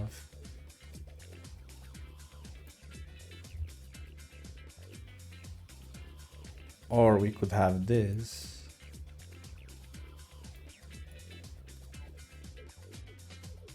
Where it will probably be this. And then once you do this, you move it like to the start and then move everything, and when this exits, I don't know.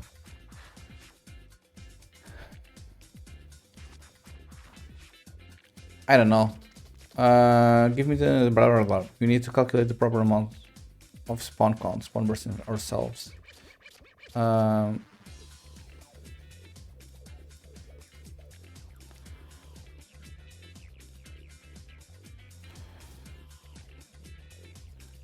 When one arrow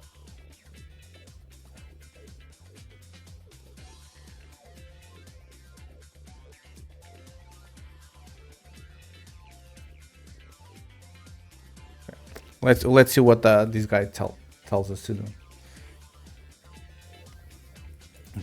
Okay, and I'll do with what grown-ups should do, which is, well, oh, bro, why are you giving me functions? Oh, it's this. I see. Like, I literally ask for C++ code. And the thing that the guy now says is, oh yeah, by the way, your pivot needs to be this, your thing needs to be this, your thing needs to be that.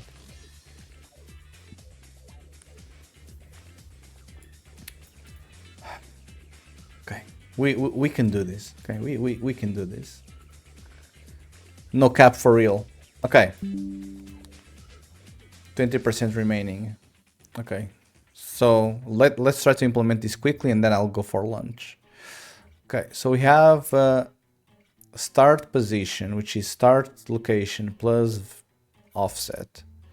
And then we have end location, which is end plus offset. For now, the offset is 0, I don't care. Then we have the delta, which is end minus start. We have the distance, which is length of delta. And we have the safe distance, which is the max of distance in 1, or 0.1. This doesn't really matter that much. Then we have all of this safe stuff that, again, I don't really care. I don't care for this safe stuff.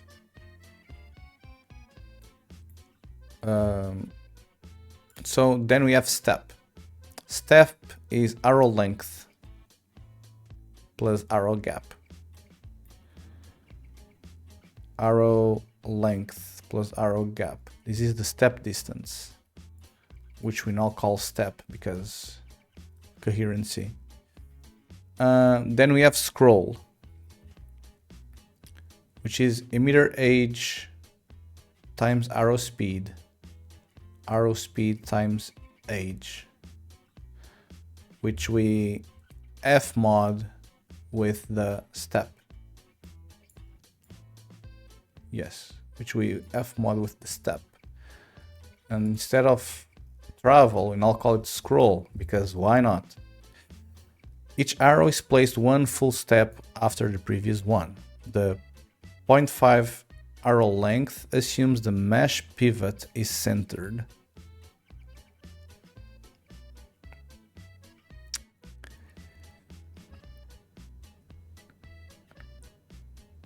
What? What do you mean?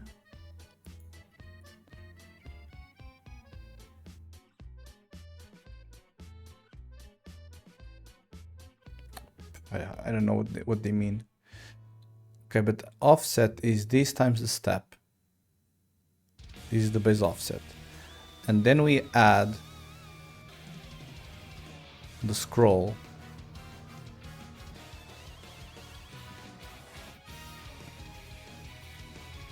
Okay, so now this is not offset along line, this is called offset only. And then we do offset modulo distance plus step. Okay, so is this distance or is this safe distance, bro?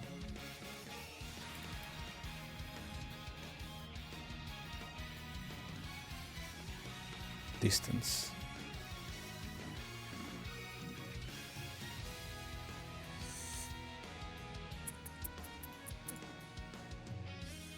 Distance plus step. Offset modulo distance plus step. And then we do offset equals offset minus step. Yes. And then we need to check for visibility.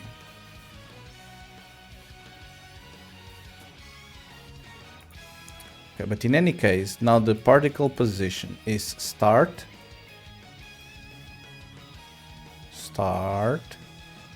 plus offset times direction.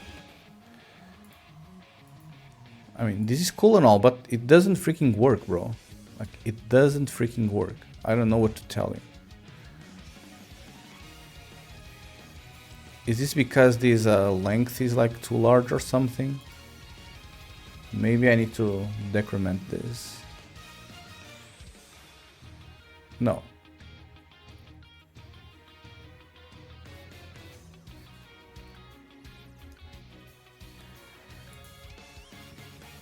There's something odd in here.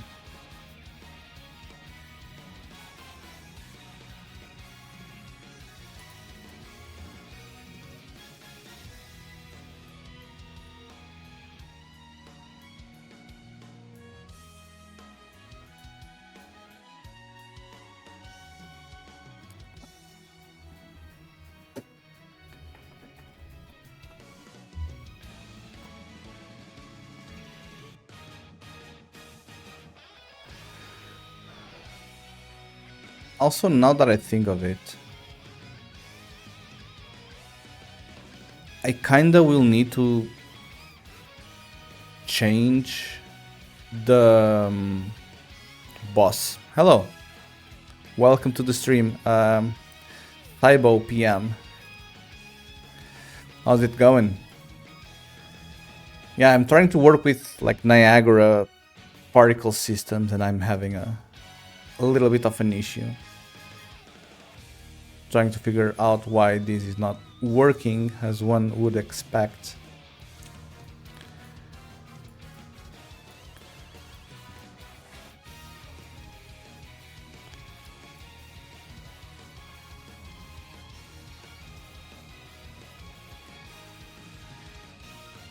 Like, I don't understand this. Okay. Can I know how tall this thing here is?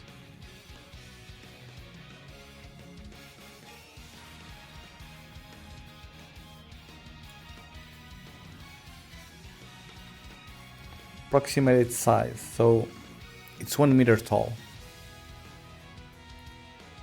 Okay, where is the pivot?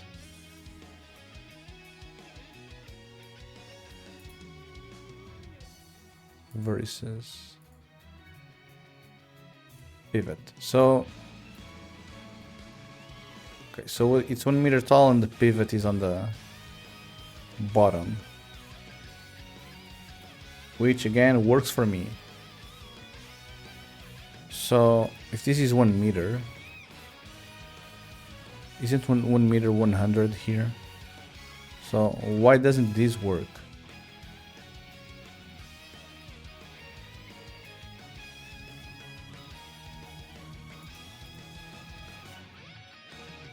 It's also not this. So our length should be 100 and this should be working properly, but it is not. This is annoying me. A lot, actually.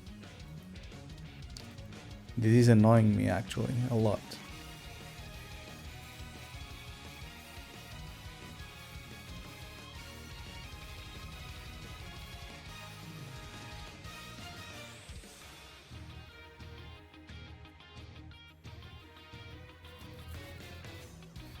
Although I did have to rescale.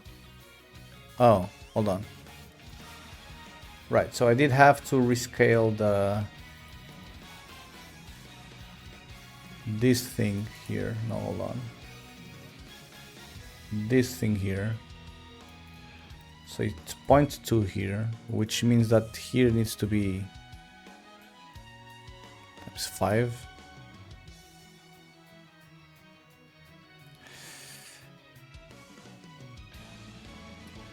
I mean, this would work, but for some reason, they still like enter one another, you know? They really shouldn't. So, I don't know what the hell is going on with that.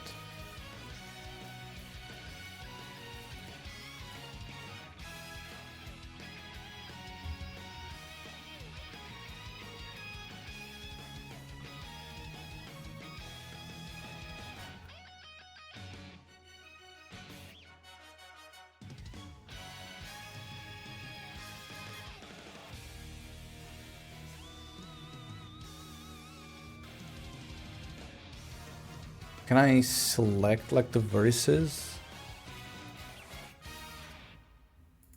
And if I select the vertex, will it tell me its position, please?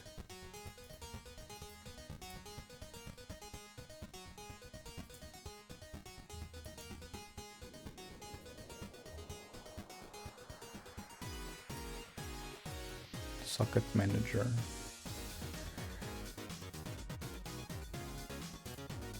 Bounds.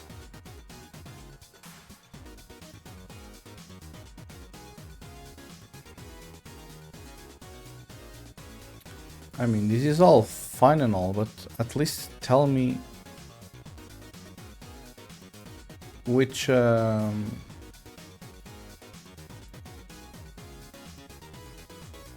like which size this is.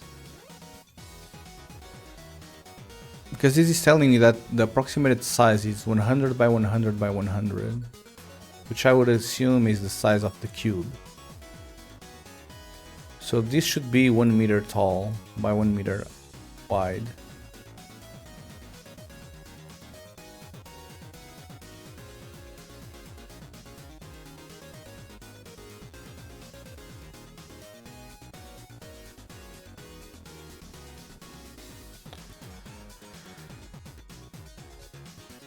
Do you have a grid or something that you can help me with, sir?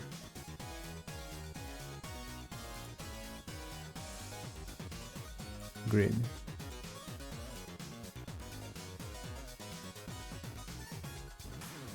Okay, yeah, so this is 1 meter by 1 meter because it goes from minus 0.5 to 0.5. So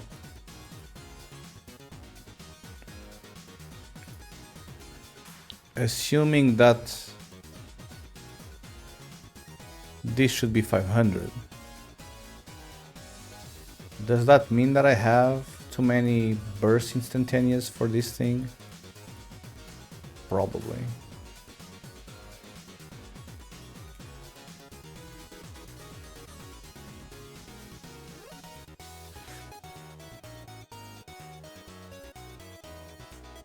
$26. So if my end location, hold on. So if these things are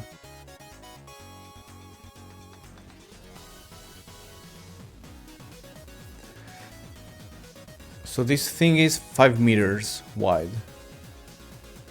1, 2, 3, 4, 5 meters wide.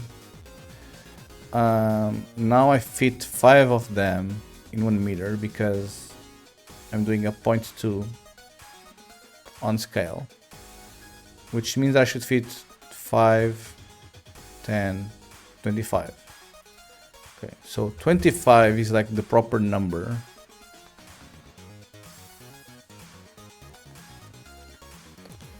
$25 is the proper number for it to fit that 5, but it's already like weirdly offset there. So it's actually 26. No, it's actually 25 and then plus 1 for some reason. Okay, so this is proper then. The thing is that in reality,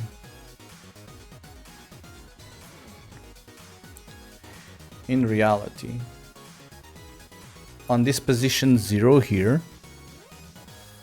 I wanted to have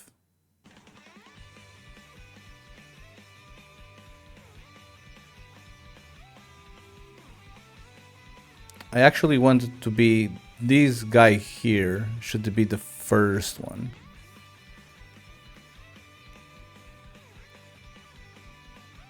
So this guy here should be touching there.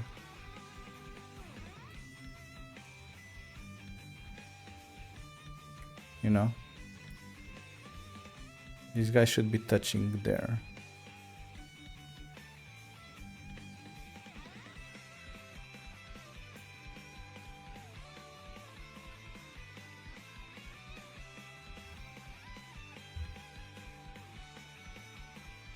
Okay, and they move 1 meter per second, apparently.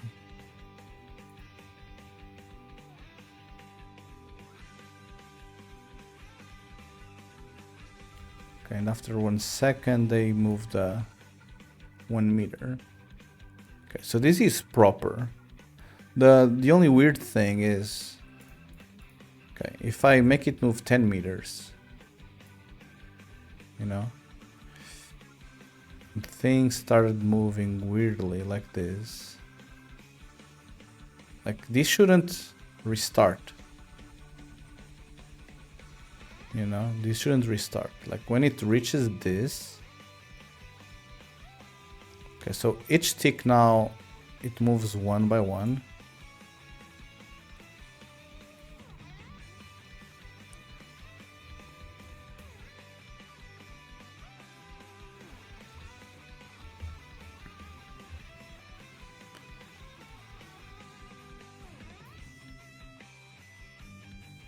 This is freaking confusing. This is very confusing, sir.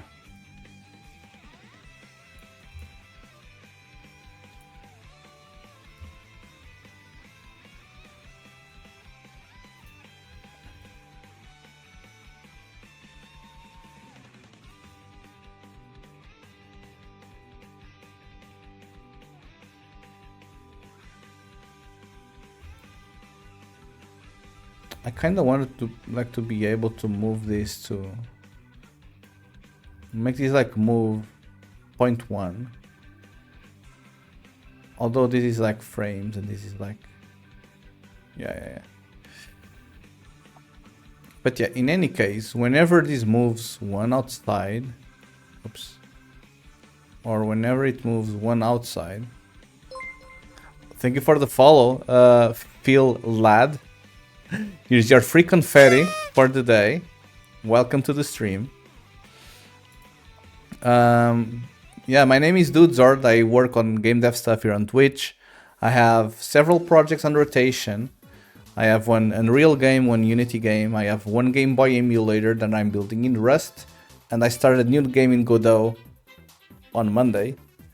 And every day I pick one of them to work on. And today I'm working on this Unreal Engine project that I'm making with some friends for a couple of years already, which is a real-time strategy game inspired by a Warcraft 3 mod. And we are trying to make a standalone version of this so we can sell it on Steam, essentially.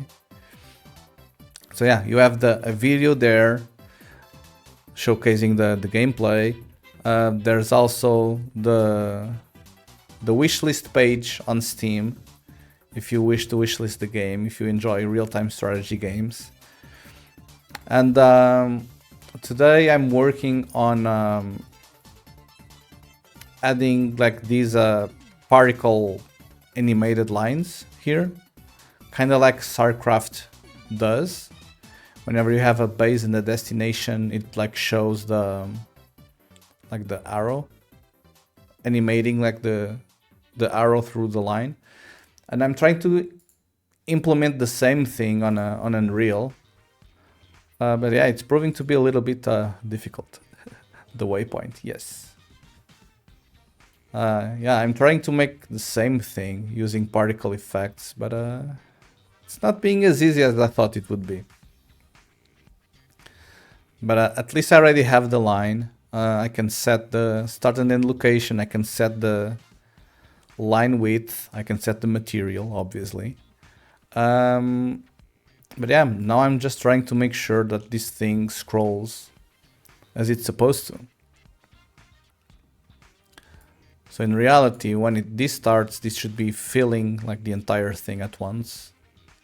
And then it should like scroll smoothly and not like do this weird stuff. It should like remove one from the end and start it, you know, that kind of stuff. But yeah. Yeah, thank you for the follow. I actually think I'll go for lunch now. I mean, it's already 2 p.m. here, so I'm rather angry and a little bit grumpy, to be honest. So yeah, I think I will stop stream now. Let me check if there's like someone doing like an Unreal development here.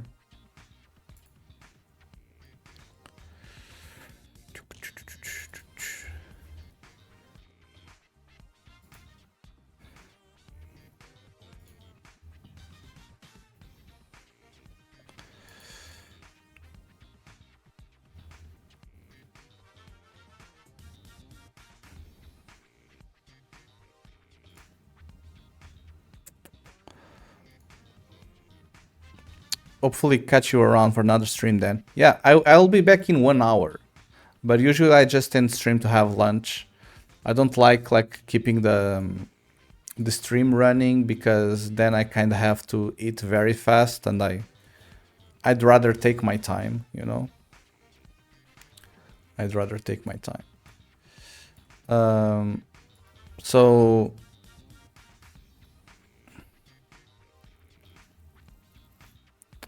yeah, I'm too hungry to be looking for someone to raid. I'll probably be in bed by then. Oh, I'm sorry. Well, you can always watch the VODs. Maybe not today's VOD, but you have other VODs to watch for sure. That I explain a little bit more about the game, and I show how the game is played and all.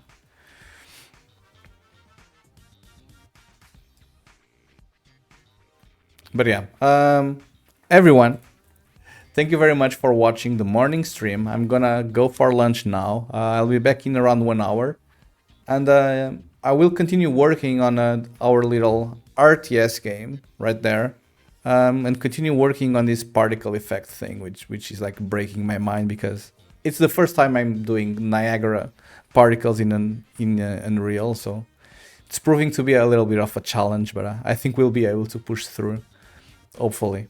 Okay, see you in about 1 hour, and have a nice 1 hour rest. Until then, bye bye.